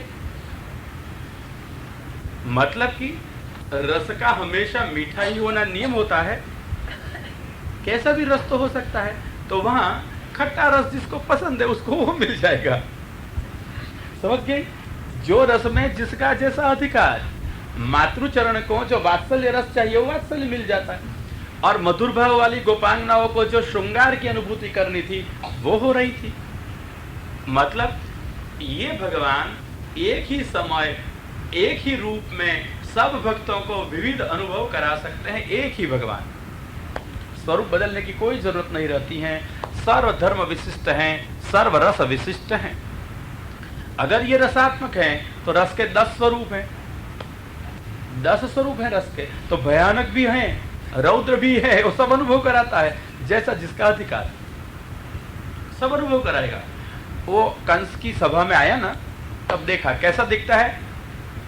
कुवलयापीड़ को मार के आया, प्रस्वेद बिंदु श्रीमुख पर विराजमान है, हाथी को मारने से निकले हुए मद के बिंदु भी श्रीमुख पर विराजते हैं, कंदु पर वरायुध गजदंत धारण किए हुए हैं और कमर कस के बांधी है, अलकावली खींच के कस के बांध दी है। और आए देखे सारी कंस के सभा ने मल्लानाम अशनिर्नृणं नरवर स्त्रीणं स्मरो मूर्तिमान गोपानं स्वजनो सतं क्षितिभुजां शास्ता स्वपेत्रो शिशो मृत्योर्भोजपतिर्विराड विदुषां तत्त्वं परं योगिनां वृष्णीनं परदेवतेति विदितो रंगम गता साग्रज। देखो आए भगवान कृष्ण कैसे दिखते हैं। अब देखा आपने कैसा लगता है। सबसे पहले मल्ल खड़े थे, उन्होंने देखा पर्वत जैसी अपनी काया को तोड़ने वाला साक्षात वज्र चला आया। मल्लों को कैसा लगा, वज्र जैसा है। फिर पुरुष बैठे थे सभा में, इन लोगों ने देखा कैसा लगा, नर वर उत्तम पुरुष आया। स्त्रियां बैठी थी, काम की सेना, क्या लगा उसको, साक्षात कामदेव पधारे हैं। दुष्ट राजा बैठे थे, इनको लगा हमारा जीवता दंड चला आया। अज्ञानी लोग थे, इनको लगा नहीं ये तो विराट पुरुष चले आए। योगी लोग थे, इनको लगा परम तत्व हमारा मिल गया। माँ बाप थे, उनको लगा हमारा एकलौता बेटा आया। ग्वालिये को लगा हमारा ग्वाल आया, हमारा स्वकीय आया, हमारा स्वजन आया, लाला आया, कन्हैया आया, कहन आया, कृष्ण आया। और कंस बैठा था ऊंचे आसन पर, बैठते ही वो खड़ा हो गया। देवकी का आत्मा गर्भ, नहीं नहीं मृत्यु हो, साक्षात चलती हुई मेरी मृत्यु आ गई। भगवान कितने थे, एक ही। अनुभव कितने हुए, जैसा जिसकी प्रकृति या भाव ऐसा उसको दिया भगवान ने प्रभाव, दिखाया अपना स्वभाव। स्वरूप एक ही था और एक ही स्वरूप में एक साथ में कितने अनुभव हैं। अब मल्लों ने वज्र जैसा देखा, कंस ने मृत्यु जैसा देखा। कौन सा रस है, भयंकर है कि नहीं। मृत्यु को देखे तब क्या होगा, भयंकरता की अनुभूति होगी। तो उसने देखा तो भयंकर हैं, और भयंकर जब लगा तब ये श्रृंगार रसात्मक भगवान थे या नहीं। और स्त्रियों को कैसे लगे, स्मरः मूर्तिमान, साक्षात कामदेव। तो कामदेव भयंकर होते हैं, अति सुंदर होते हैं, तो स्त्रियों को अति सुंदर कामदेव लगे। यही भगवान यही समय यही स्थल में ये कंस को भयंकर मृत्यु लगे। तो वह श्रृंगार रसात्मक भी है, उसी वक्त भयंकर भी है। कैसे है भगवान, कौन सा नियम है, किसको कब दर्शन देगा। इसलिए जब से वो बच्चा बन गया ना मथुरा में, तब से ही कहा गया पित्रो संपश्यतो सद्यो बभूव प्राकृत शिशु। माँ बाप के देखते हुए प्राकृत वपु वाला बालक हो गया। यहाँ प्राकृत का अर्थ हमारे जैसा पांच भौतिक शरीर वाला नहीं, परंतु प्रकृत्याग्राह्य प्राकृतः, जिनकी जैसी प्रकृति है, जिसका जैसा भाव है, ऐसा ही अनुभव देने वाला भगवान हो गया है प्रकृति अनुसार। इसलिए यहाँ एक ही भगवान भिन्न भिन्न रूप में अनुभव दे रहे हैं। इसलिए उसका भयंकर होना भी एक रस है, भयंकर दिखाई देना भी रस है, और सुंदरतम दिखाई देना भी एक रस है, क्योंकि रसो वै सह, ये रस रूप भगवान है। इसलिए खट्टाई होना भी एक रस है, और मधुरता होना भी एक रस है। जो चख सकते हैं उनको पता चलते हैं। अगर छोटी छोटी आम कच्ची हैं पर तो उसमें रस न होता, स्वाद न आता होता, तो कोई घर में ले आते? आप लोग ये छोटी छोटी आम को लाते हो या नहीं लाते हो? लाते हो। क्यों लाते हो? आप लाती हो? क्यों ले आती हो फिर? अगर रस नहीं है तो लाना नहीं है। रस है इसलिए सब ले आते हैं। तो है, पर तो अनुभव योग्यता जिनकी हो उनको ही रस लगता है, सबको नहीं। ये तो अनुभव योग्यता भूल नहीं जाने की, कब अनुभव देगा। जगन्नाथपुरी में पंडित जी मिले थे, ब्रह्मवाद की बात की, कैसा ब्रह्म है, हमारा ब्रह्म आनंदमय है, सब कुछ आनंदमय है। तो उसने क्या कहा पता है? ये मल में आनंद है तुम्हारा? धड़ करके उसे पूछ दिया हमको। तो लोग क्या कहे उसको? पूछने में कोई शर्म नहीं रखे। कहा कि आनंदमय ब्रह्म सर्वरूप में सर्वत्र सर्वदा है। उसने कहा ततो मले का अवस्था। बोलो ये मल में है कि नहीं तुम्हारा आनंदमय ब्रह्म? है? अस्त्येव बाढ़ है ही, परंतु इष्टापत्ति तत्र वर्तते, है ही हमारा ब्रह्म ये रूप में, परंतु तस्य नियत अनुभव वर्तते शुक्रादिषु। है वहां आनंद, इसलिए तो कुत्ते चाटते हैं, नहीं तो चाटते क्यों? नियत अनुभव है उसका। सबके लिए सर्वत्र ब्रह्म का आनंद अनुभूत नहीं होता है। जहां जिसके लिए नियत होता है, इसके लिए वहां आनंदात्मक का ब्रह्म का अनुभव होता है। तो कुत्ते क्या करते हैं, शुक्र लोग क्या करते हैं? अगर उन लोग को आनंद ना आता होगा तो खाते क्यों? अगर ये लोग खा रहे हैं, आनंद आ रहा है, तो आनंदमय तिष्ठत्येव, आनंद है ही। आप चटो तो आपको नहीं आएगा। पंडित जी आपके लिए नियत नहीं है, तो उनको लिए नियत है। इसलिए जहां जिसके लिए जो अनुभव नियत है, उसके लिए वही अनुभव है। मैया के लिए छोटा सा बच्चा है, कच्चा भी लगेगा फल। और जो रसवत रस में जिसका अधिकार है, मधुर भावापन्न जो गोपांग आई, इनका अधिकार कहाँ है? मधुर भाव में है। तो इनका अनुभव कैसा होगा?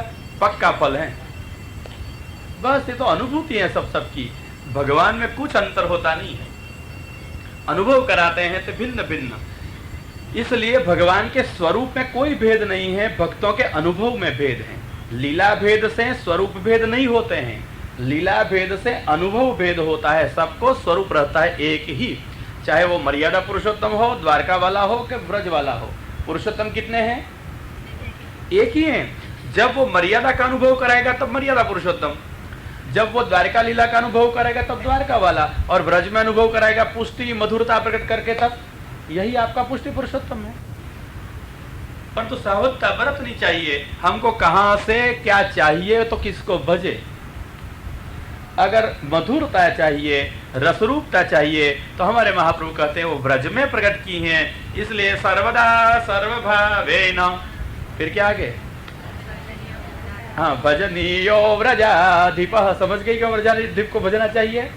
अगर आपको जीवन में माधुर्य चाहिए, और क्या मिलेगा उसको भजोगी तो? माधुर्य प्रकट किया है व्रज में, क्या मिलेगा? आधारम माधुरम। नहीं आता है आपको? अरे बोल तो देखो कैसा लगता है बोलने में भी, तो फिर चखवे में कैसा लगेगा? नहीं आता है तो बोलो।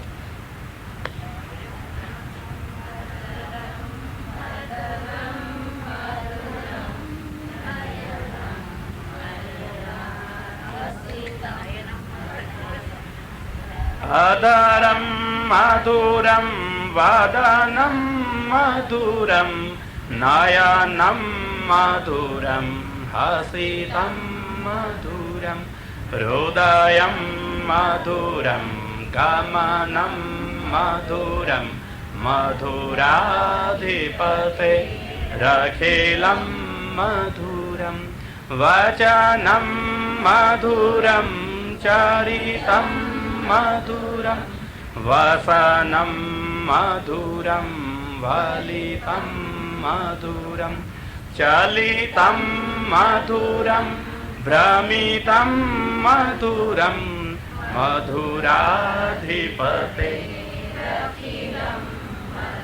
कैसा लगेगा? फिर आगे वेणुर्मधुरो रेणुर्मधुर पाणिर्मधुरा पादौ मधुरौ नृत्यं मधुरं साख्यं मधुरं मधुराधिपते रखिलं मधुरं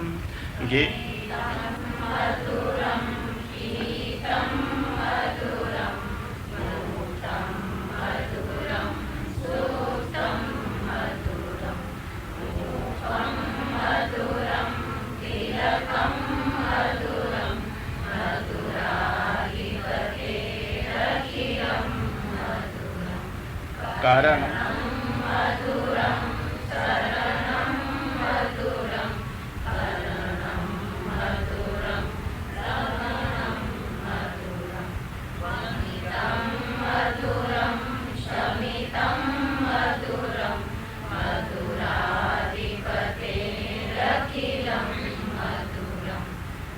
गुंजा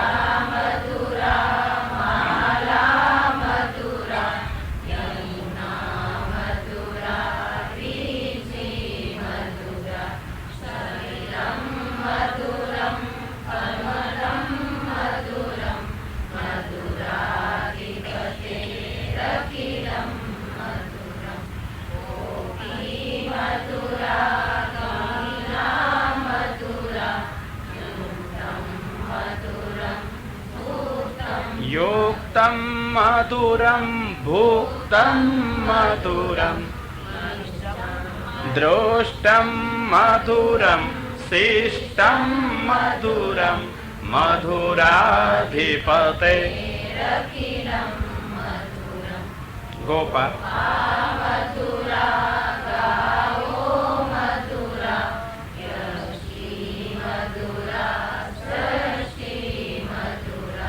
यस्तिर्मधुरा सृष्टिर्मधुरा दलितं मधुरं फलितं मधुरं मधुराधिपते रखिलं मधुरम। कैसे है? मधुराधिपते रखिलं मधुरम। अगर इसका सब कुछ मधुर है तो इसके सेवक भी अच्छा, तो कैसे हो जाना चाहिए?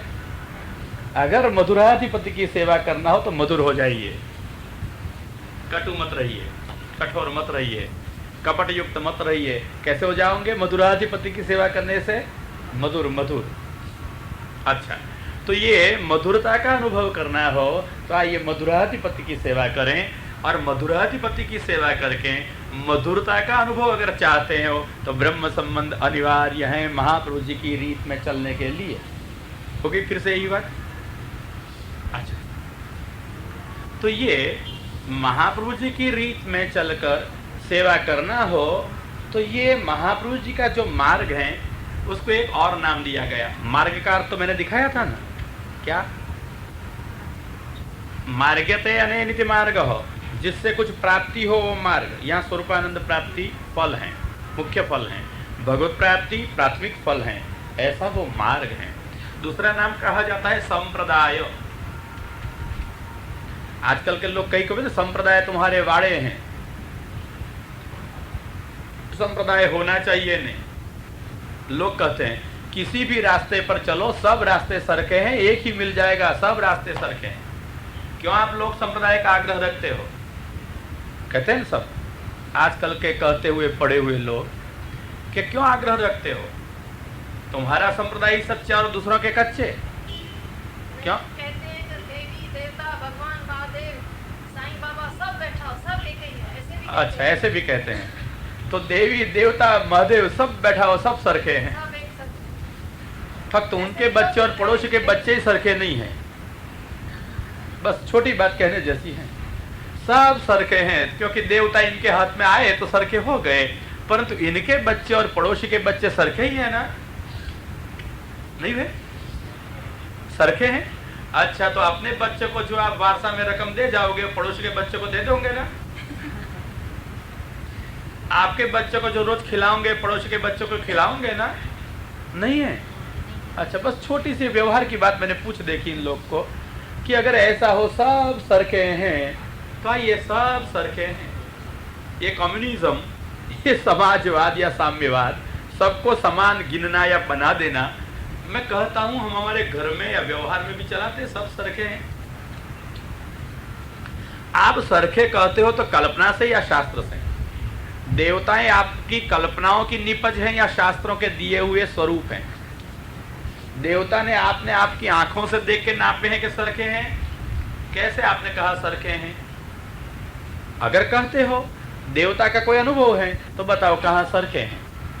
एक दिवस लक्ष्मी ने एक सरखे की बात हो गई थी। एक पंडित जी आए, बड़ा सुंदर प्रवचन किया, 1.5-2 घंटा तक। उसने कहा ब्रह्मा और विष्णु में भेद मत गिनो, जैसे आजकल कहते हैं ना, ऐसे मत गिनो।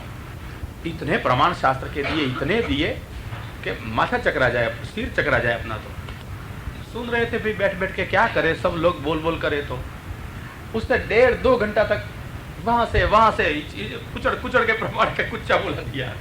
हम देख ही रहे कि बेचारा 2 घंटा तक शिव और विष्णु एक ही है, मतभेद गिनो, किसी को भी भज सकते हो, क्यों घबराते हो, छोड़ दो एक को भजने का। सुन लिया सब। हमको कहा कुछ कहना है, मेरे को 5 मिनट मेरे को बोल लिया, बहुत नहीं कहना है, मेरे को सम्मत है, शास्त्री जी ने जो कुछ कहा बस। लोग तालियां बज गए कि हार गए लोग। उसने कबूल कर लिया कि शिव और विष्णु आखिर में एक है, निकम्मे टंटे मचाते हैं सब। मैंने कहा ये इतने इतने शास्त्र के प्रमाण बोलते हैं, तो शास्त्र के सामने तो हमको कुछ कहना नहीं है। हाथ जोड़ दिए। मैंने ब्रह्मा नहीं देखा है, शंकर नहीं देखा है, विष्णु भी नहीं देखे हैं, वो बोलने वाले भाई ने भी नहीं देखे हैं। वो तो शास्त्र से बात करते हैं कि एक ही है। इसलिए शास्त्रों के कही हुई बात मुझे भी प्रमाण है, उसको भी प्रमाण है, उन्होंने प्रमाण दिए, तब हमको क्यों खटपट करनी। मान लेता हूँ बिना देखे एक हैं, परंतु एक छोटी बात मेरे मन में आती है, कहता हूँ अगर दोनों एक हैं तो चिंता मत करें, अपन तो अनजाने हैं दोनों से, एकता का निर्णय करें तो नहीं चले। लक्ष्मी जी को और पार्वती जी को पूछेगा आपको सम्मत है दोनों एक है वो? बस पंडित जी ने ऐसी उकली हो गई, 1.5 कलाक की हमारी मेहनत पर पानी फिरा दिया 5 मिनट में। हम क्या करें बाबा, बस इतनी सम्मति दे दो। मैंने महादेव नहीं देखे और मैंने विष्णु नहीं देखे, परंतु जिसने देखे हैं, जो लोग उसकी बहुत निकट में रहते हैं, उसको मेरे को पूछना है। आप पूछ के आना उनको कि महाराज पार्वती को पूछो कि विष्णु आपके घर में आएंगे तो चलेंगे, और लक्ष्मी को पूछो तो दिगंबर जी आए गए तो चलेंगे महारानी जी आपको। बस ये दोनों जो सम्मत हो गई कि दोनों एक हैं, तो हमको कोई हर्जा नहीं है। को हर्जा है सब एक होना? नहीं समझे आप कोई बात? समझ गए? तो देवता को देखे बिना हम कहते हैं एक है, एक है, एक है। करो एक उसको। अब बोलो कौन से देवता को एक करना है? उनकी घर वाली को पूछा, फिर करने बैठ जाओ। यहाँ दूर रहे एक है, ये के बिना देवता को देखे मनते सब, कोई समझ पड़े नहीं। ये 1.5 कलाक का शास्त्रार्थ क्या करे, बस इतनी बात छोटी कही हमने तो कि पूछ के आना भाई। वो सम्मत हो तो मेरे को कोई वादा नहीं, मैं कोरे कागज पे लिख दूं कि दोनों एक है, बस वो सम्मत होगी। हाँ? बस तो मैं क्या करूं? इनको एकता रूप मान्य नहीं है, और बिना देवता को देखे, बिना देवता को समझे बैठ गए लोग। सब एक सरीखे हैं, सब एक सरीखे हैं। कहाँ सरीखे हैं? कहाँ? आइए अब शास्त्र से निर्णय करना है। तो देवा नारायण अंगजा, सारे देवताओं नारायण के अंग से उत्पन्न हुए हैं। तो सबका मूल कौन है? केवल नारायण है। तो भगवान नारायण तो कृष्ण को अनिरुद्धांश है। नारायणो ही अनिरुद्धांश। तो नारायण जो अनिरुद्धांश है, तब मुख्य देव कौन हो गया? अब आइए गीता देखिए, ये मैंने भागवत दिखा दिया। गीता देखिए, कृष्ण कहते हैं देवान देवयजो यान्ति मद्भक्ता यान्ति माम अपि। देवताओं की पूजा करने वाले देवताओं को प्राप्त होते हैं, और मेरे भक्त भी मुझको प्राप्त होते हैं। तो कृष्ण ने भजने वाले को कृष्ण गति देंगे, कृष्ण मिल जाएगा, और अन्य देवताओं को भजने वाले को अन्य देवता मिलेंगे। नहीं कहा कि एक ही सबको मैं मिल जाऊंगा। गीता में कहते हैं, गीता एकले पुष्टि मार्ग वाले के लिए नहीं है, सारे हिंदू समाज के लिए है, आस्तिकों के लिए। और ये गीता वाला कृष्ण जब बोलता है कि देवान देव भजो यान्ति मद्भक्ता यान्ति माम अपि, तो जो कृष्ण के भक्त नहीं है वो कृष्ण को कभी प्राप्त कर सकते नहीं, ये फलितार्थ हो गया। भक्त्या तो अनन्या शक्य अहम वेदम अर्जुन ज्ञातुम द्रष्टुम प्रवेष्टुम च परंतप। ये श्लोक में अनन्य भक्ति से ही कृष्ण दर्शन होते हैं, प्राप्ति होती है, ज्ञान होता है, प्रवेश मिलता है। वहां भी अनन्य भक्ति का विधान किया, अन्य देवता आते ही नहीं है। दूसरी बात कहूं, अगर ये सारे के सारे देवता आपको मान्य हो तो जो देवता लोग अपने अपने सेवा करने वालों को फल देते हैं, कहां से लाए वो देवता फल अपने पास में? गीता में यही कृष्ण ने कहा, मयैव विहितान हितान, मैंने इन देवताओं को अधिकार दिया है, मैंने इन देवताओं को फल दिए हैं, इसलिए मेरी आज्ञा से देवता अपने अपने अधिकार में रहकर अपने अपने सेवकों को फल देते हैं। अगर कृष्ण ने अधिकार न दिया होता, अगर कृष्ण ने फल न दिया होता, कोई देवता किसी को कुछ दे नहीं सकते। और ये सारे देवता करेंगे क्या? पूछो भीष्म को। महाभारत में कहते हैं कि सर्वदेव नमस्कार केशवम प्रतिगच्छति। आता है श्लोक आपको पूरा? आकाशात् पतितं तोयम यथा गच्छति सागरम सर्वदेव नमस्कार केशवम प्रतिगच्छति। सब देव को नमस्कार करो, कहां पहुंचा देंगे वो? केशव को।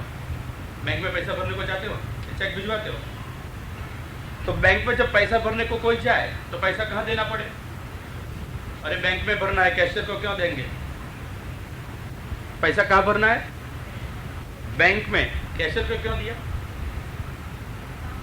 अच्छा, उधर काम करता है। अगर कैशियर को पैसे दे दिए और कैशियर ने कह दिया ये तो पैसा मेरे को दिया है और घर ले जाएगा, तो वो भी घर जाएगा। कैशियर को पैसा मिला, कहां जमा कराना है? उसके बैंक में। तो मैं बैंक में भरूं, ठीक है ना? बैंक में यथा योग्य रीत से जिसके हो उसके अकाउंट खाते में जमा कराना होगा। अगर कैशियर घर ले गया तो वो भी घर जाएगा। इसलिए सारे देवता भगवान के कैशियर जैसे हैं। वहां जो जो भक्त लोग जमा कराते हैं वो कहां पहुंचा देंगे? उसकी बैंक को, प्रभु को पहुंचा देंगे। अगर देवता ने ये नमस्कार किसी ने अपने पास में रख लिए तो क्या होगा? जैसे वो कैशियर घर जाएगा ऐसे देवता को घर बिठा देंगे। सर्वदेव नमस्कार केशवम प्रतिगच्छति, उनको पहुंचाना पड़ेगा सबको। क्यों नहीं पहुंचाएंगे? ये है भगवान। इसलिए सारे शास्त्र वाक्यों से अगर किसी की भी मुख्यता सिद्ध होती हो तो भगवान की। अरे गीता में से बताऊं आगे, 15वें अध्याय में पुरुषोत्तम योग में कहते हैं द्वाविमौ, तुम्हारे देवी और देवता सबको मान लो। कहां आ गए वो लोग? द्वाविमौ पुरुषौ लोके, ये जगत में दो ही पुरुष हैं। क्षरश्चाक्षर एव च, क्षर और अक्षर। क्षरः सर्वाणि भूतानि, जितने भी भूत हों ये सब क्षर पुरुष में आए। कूटस्थो अक्षर उच्यते, कूटस्थ वो अक्षर हैं। देवता कहां आ गए तुम्हारे? अब गिन लेना, कहां गए वो सब? दो ही गिनाए, कोई देवता को नहीं गिनाए। क्षर में आ जाएंगे सब, अक्षर में चैतन्य समाविष्ट हो जाएगा इन लोक का। इसलिए कहते हैं द्वाविमौ पुरुषौ लोके क्षरश्चाक्षर एव च, क्षरः सर्वाणि भूतानि कूटस्थोक्षर उच्यते। फिर क्या कहते हैं आगे?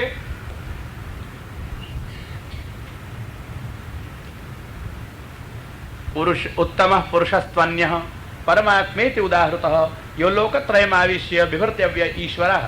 तीनों लोक को अंदर प्रवेश करके धारण करने वाला, पोषण करने वाला उत्तम पुरुष तो अन्य ही है, उसका नाम परमात्मेति उदाहृतः, उसका नाम परमात्मा।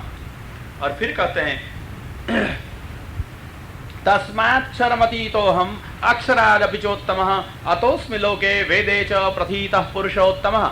मैं अक्षर से श्रेष्ठ हूँ, पर हूँ और अक्षर से भी उत्तम हूँ।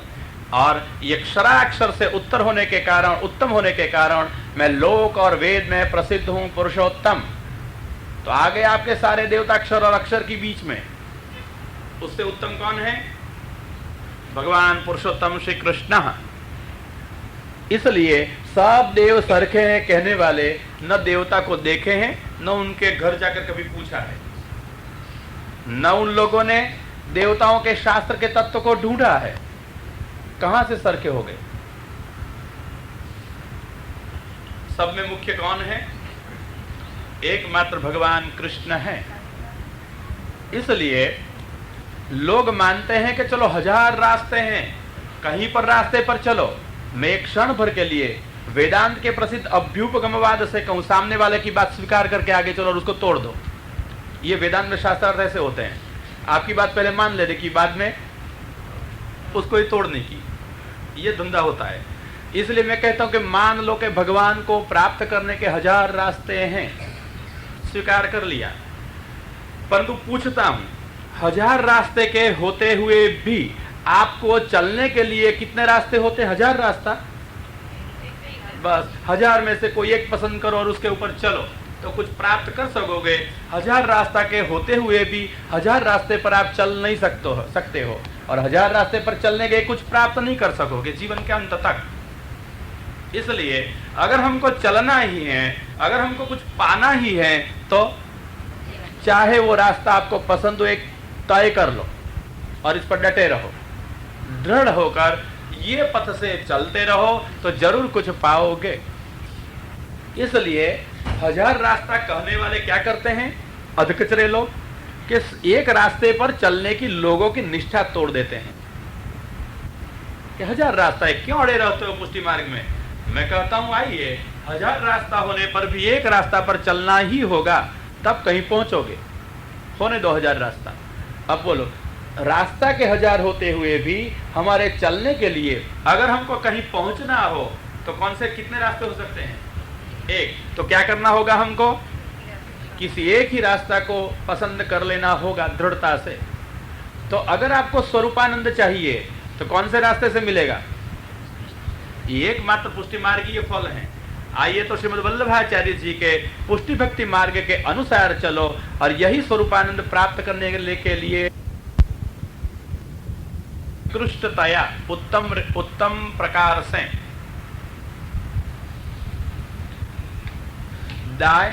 ब्रह्म ज्ञान का जहां दान किया जाता है, गय भावार्थक प्रत्यय प्रेम पूर्वक या कृपा पूर्वक, बस ये सारे वर्णों से अर्थ होता है संप्रदाय। हाँ, दान दिया, ब्रह्म ज्ञान दान दिया जाता है ब्रह्म ज्ञान का। गय प्रत्यय भावार्थक है, अर्थ है भावपूर्वक, प्रेम पूर्वक अथवा कृपा पूर्वक। सारे शब्दों को अर्थ लगाओ तो सम गुरु परंपरा से अथवा शिष्य परंपरा से, जो कहो परंपरा पूर्वक, गुरु शिष्य, अथवा ऐसे कहो गुरु शिष्य परंपरा पूर्वक प्रकृष्ट वेदांत प्रतिपाद्य ब्रह्म ज्ञान या भगवत ज्ञान जहां कृपा अथवा प्रेम पूर्वक दिया जाता है उसको कहते हैं संप्रदाय। जहां ऐसी ब्रह्म ज्ञान की परंपरा नहीं होती है उसको कभी संप्रदाय कहते नहीं है, वो है पंथ। अपनी निजी परंपरा चाहिए। वल्लभाचार्य जी की ये परंपरा है, उसका ब्रह्म ज्ञान का नाम क्या है? ब्रह्मवाद, शुद्ध द्वैत ब्रह्मवाद, साकार ब्रह्मवाद, ये आपके मत का नाम है और ये परंपरा पूर्वक ज्ञान दिया जाता है। इसलिए अगर संप्रदाय में रहना हो तो आपको क्या चाहिए? अब मात्र दीक्षा दे ली, संतोष मत मानो। क्या चाहिए? परंपरा से, गुरु शिष्य परंपरा से जो चला आया संप्रदाय का शुद्धाद्वैत ज्ञान, वो होना ही चाहिए। ये नींव है। आजकल हमने बड़े बड़ी इमारतें बना ली है, कैसी? नींव के बिना, शुद्धाद्वैत ब्रह्म ज्ञान के बिना। परिणाम क्या आया? सारी इमारतें 1-2 दिवस खड़ी रही और फिर अपने आप में अपना ही सामर्थ्य नहीं है कि अपना ही वजन उठा सके, अपने आप से गिर गई। हमारा भाव कहां तक टिकेगा? कहां तक हमारी प्रक्रिया में हम स्थिर रहेंगे? इसलिए ये नींव में क्या होना चाहिए? संप्रदाय के सिद्धांतों का परिज्ञान। इसके ऊपर आप आपकी इमारत प्रक्रियाओं की खड़ी करो। आजकल हमारी प्रक्रियाएं बढ़ गई हैं, सेवा कथा सब बढ़ गया, परंतु उसकी नींव ये सिद्धांतों का परिज्ञान ग्रंथ सेवन प्राय करके चला गया। इसलिए सब क्रिया के होते हुए स्थिरता नहीं है। स्थिरता के अभाव में क्या हो सकता है? स्थिरता नहीं हो और एक पत्थर पर्वत से नीचे आता हो तो कैसा आएगा? और रोलिंग क्या क्या है आपका इंग्लिश में कुछ कहावत है ना, रोलिंग स्टोन। अच्छा क्या है? और rolling stone gets no moss. बस एक गिरता हुआ धड़ धड़ धड़ धड़ दौड़ते रहेगा और कुछ मिलेगा नहीं, पकड़ में कुछ आएगा नहीं, न कुछ इकट्ठा मिलेगा नहीं, होगा नहीं फल। इसलिए आज ये दुर्दशा हो रही है हमारी। इसलिए ठीक ढंग से शुद्धाद्वैत ब्रह्मवाद को समझो, महाप्रभु के सिद्धांत एवं शास्त्र एवं ग्रंथों को बराबर पढ़ो और बाद में आपकी सेवा कथा जो कुछ प्रवृत्तियां हैं चलाते चलो, चलते सेवा करते रहो और साथ में पढ़ते रहो, सिद्धांत समझते रहो। ये आवश्यकता है। और ये आवश्यकता से हमको क्या फल प्राप्त होगा? योग्य रीत से हम स्थिरता से संप्रदाय के पथ पर चलकर दास धर्म से डटकर फल अवश्य प्राप्त कर सकेंगे। मधुर भाव वालों को मधुर भाव के योग्य, सख्य भाव वालों को सख्य भाव के योग्य, वात्सल्य को वात्सल्य के योग्य और दास्य वालों को दास्य के अनुरूप फल जरूर सबको मिलेगा। और ये होता है उनके अपने अपने स्वरूपानंद। केवल मधुर भाव वालों को ही स्वरूपानंद मिले ऐसा नहीं। रास में जब मधुर भाव वालों की फलदशा कही तब उपलक्षण विधि से बाकी तीनों भाव वालों की भी फलदशा समझनी चाहिए। इसलिए सबको अपने अपने अधिकार अनुसार स्वरूपानंद मिलता ही है। दास्य वालों को दास्यानुकूल स्वरूपानंद, वात्सल्य वालों को वात्सल्यानुकूल स्वरूपानंद, सख्य वालों को सख्यानुकूल स्वरूपानंद और मधुर वालों को मधुरानुकूल स्वरूपानंद जो रास में दिखाया गया वो प्राप्त होता ही है। इसलिए सावधानी बरतनी चाहिए कि एक सिद्धांत ज्ञान हो और संप्रदाय में सेवा आदि करने में हमको अंतराय न हो, इसलिए हमारे जीवन में कहीं प्रतिबंध न आए, सावधानी रखनी चाहिए।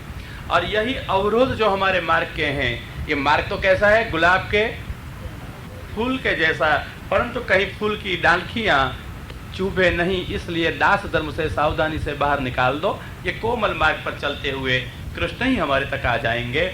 ये गुलाब के फूलों का मार्ग है, मिल जाएंगे हमको भगवान, आनंद होगा स्वरूपानंद का।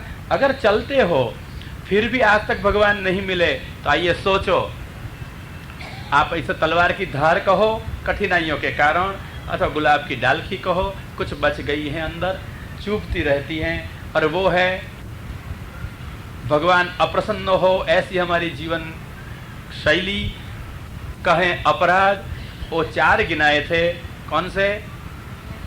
अन्याश्रय, असमर्पित, असत्संग, असदालाप। ये हृदय जी के पक्ष में उनके ग्रंथों में से लिए। और फिर महाप्रभु जी के क्रम से उद्वेग, प्रतिबंध में जीवकृत और भगवतकृत, और भोग, इनमें 2 प्रकार, लौकिक और अलौकिक। इसमें अलौकिक जो भोग हैं वो फल रूप हैं, इससे लौकिक भोग ही प्रतिबंध रूप हैं। अब अपन को सोचना है कि ये उद्वेग से कैसे बचें। कल हमने सोचा था उद्वेग के बारे में, और आज भगवान ने वही लाकर अपन को फिर रख दिया कि उद्वेग क्या चीज है। आपको होमवर्क दे दूं, उद्वेग में कल जो ढंग से सोचा था उसके जूदे ढंग से सोचेंगे। कैसे?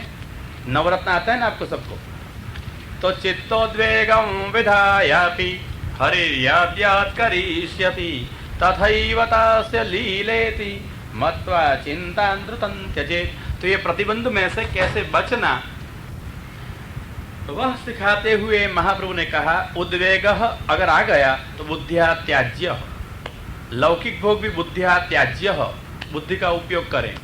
और ये सब छोड़े, उद्वेग को छोड़े, लौकिक भोग को प्रकार दिखाते हैं। अब कैसे बुद्धि का उपयोग करें लौकिक भोग छोड़ने में, जीवकृत प्रतिबंध छोड़ने में, तीनों में बुद्धिया त्याज्य, पक्ष चला जाएगा, निप जाएगा। तो लौकिक भोग भी बुद्धि से छोड़े जा सकते हैं फिर जीवकृत प्रतिबंध भी बुद्धि से छोड़े जा सकते हैं और उद्वेग भी बुद्धि से छोड़े जा सकते हैं। और बुद्धि से कैसे छोड़े जा सकते हैं उद्वेग को, इस पक्ष में वो नवरत्न का श्लोक है, उद्वेगम विधायापि चित्तोद्वेगम विधायापि। ये कल आप सब सोच के आना, फिर आगे महाप्रभु जी जैसे समझाएंगे ऐसे समझेंगे, और रात को 9 बजे भागवत में जैसे आगे चलाएंगे ऐसे चलेंगे। श्री गोवर्धन।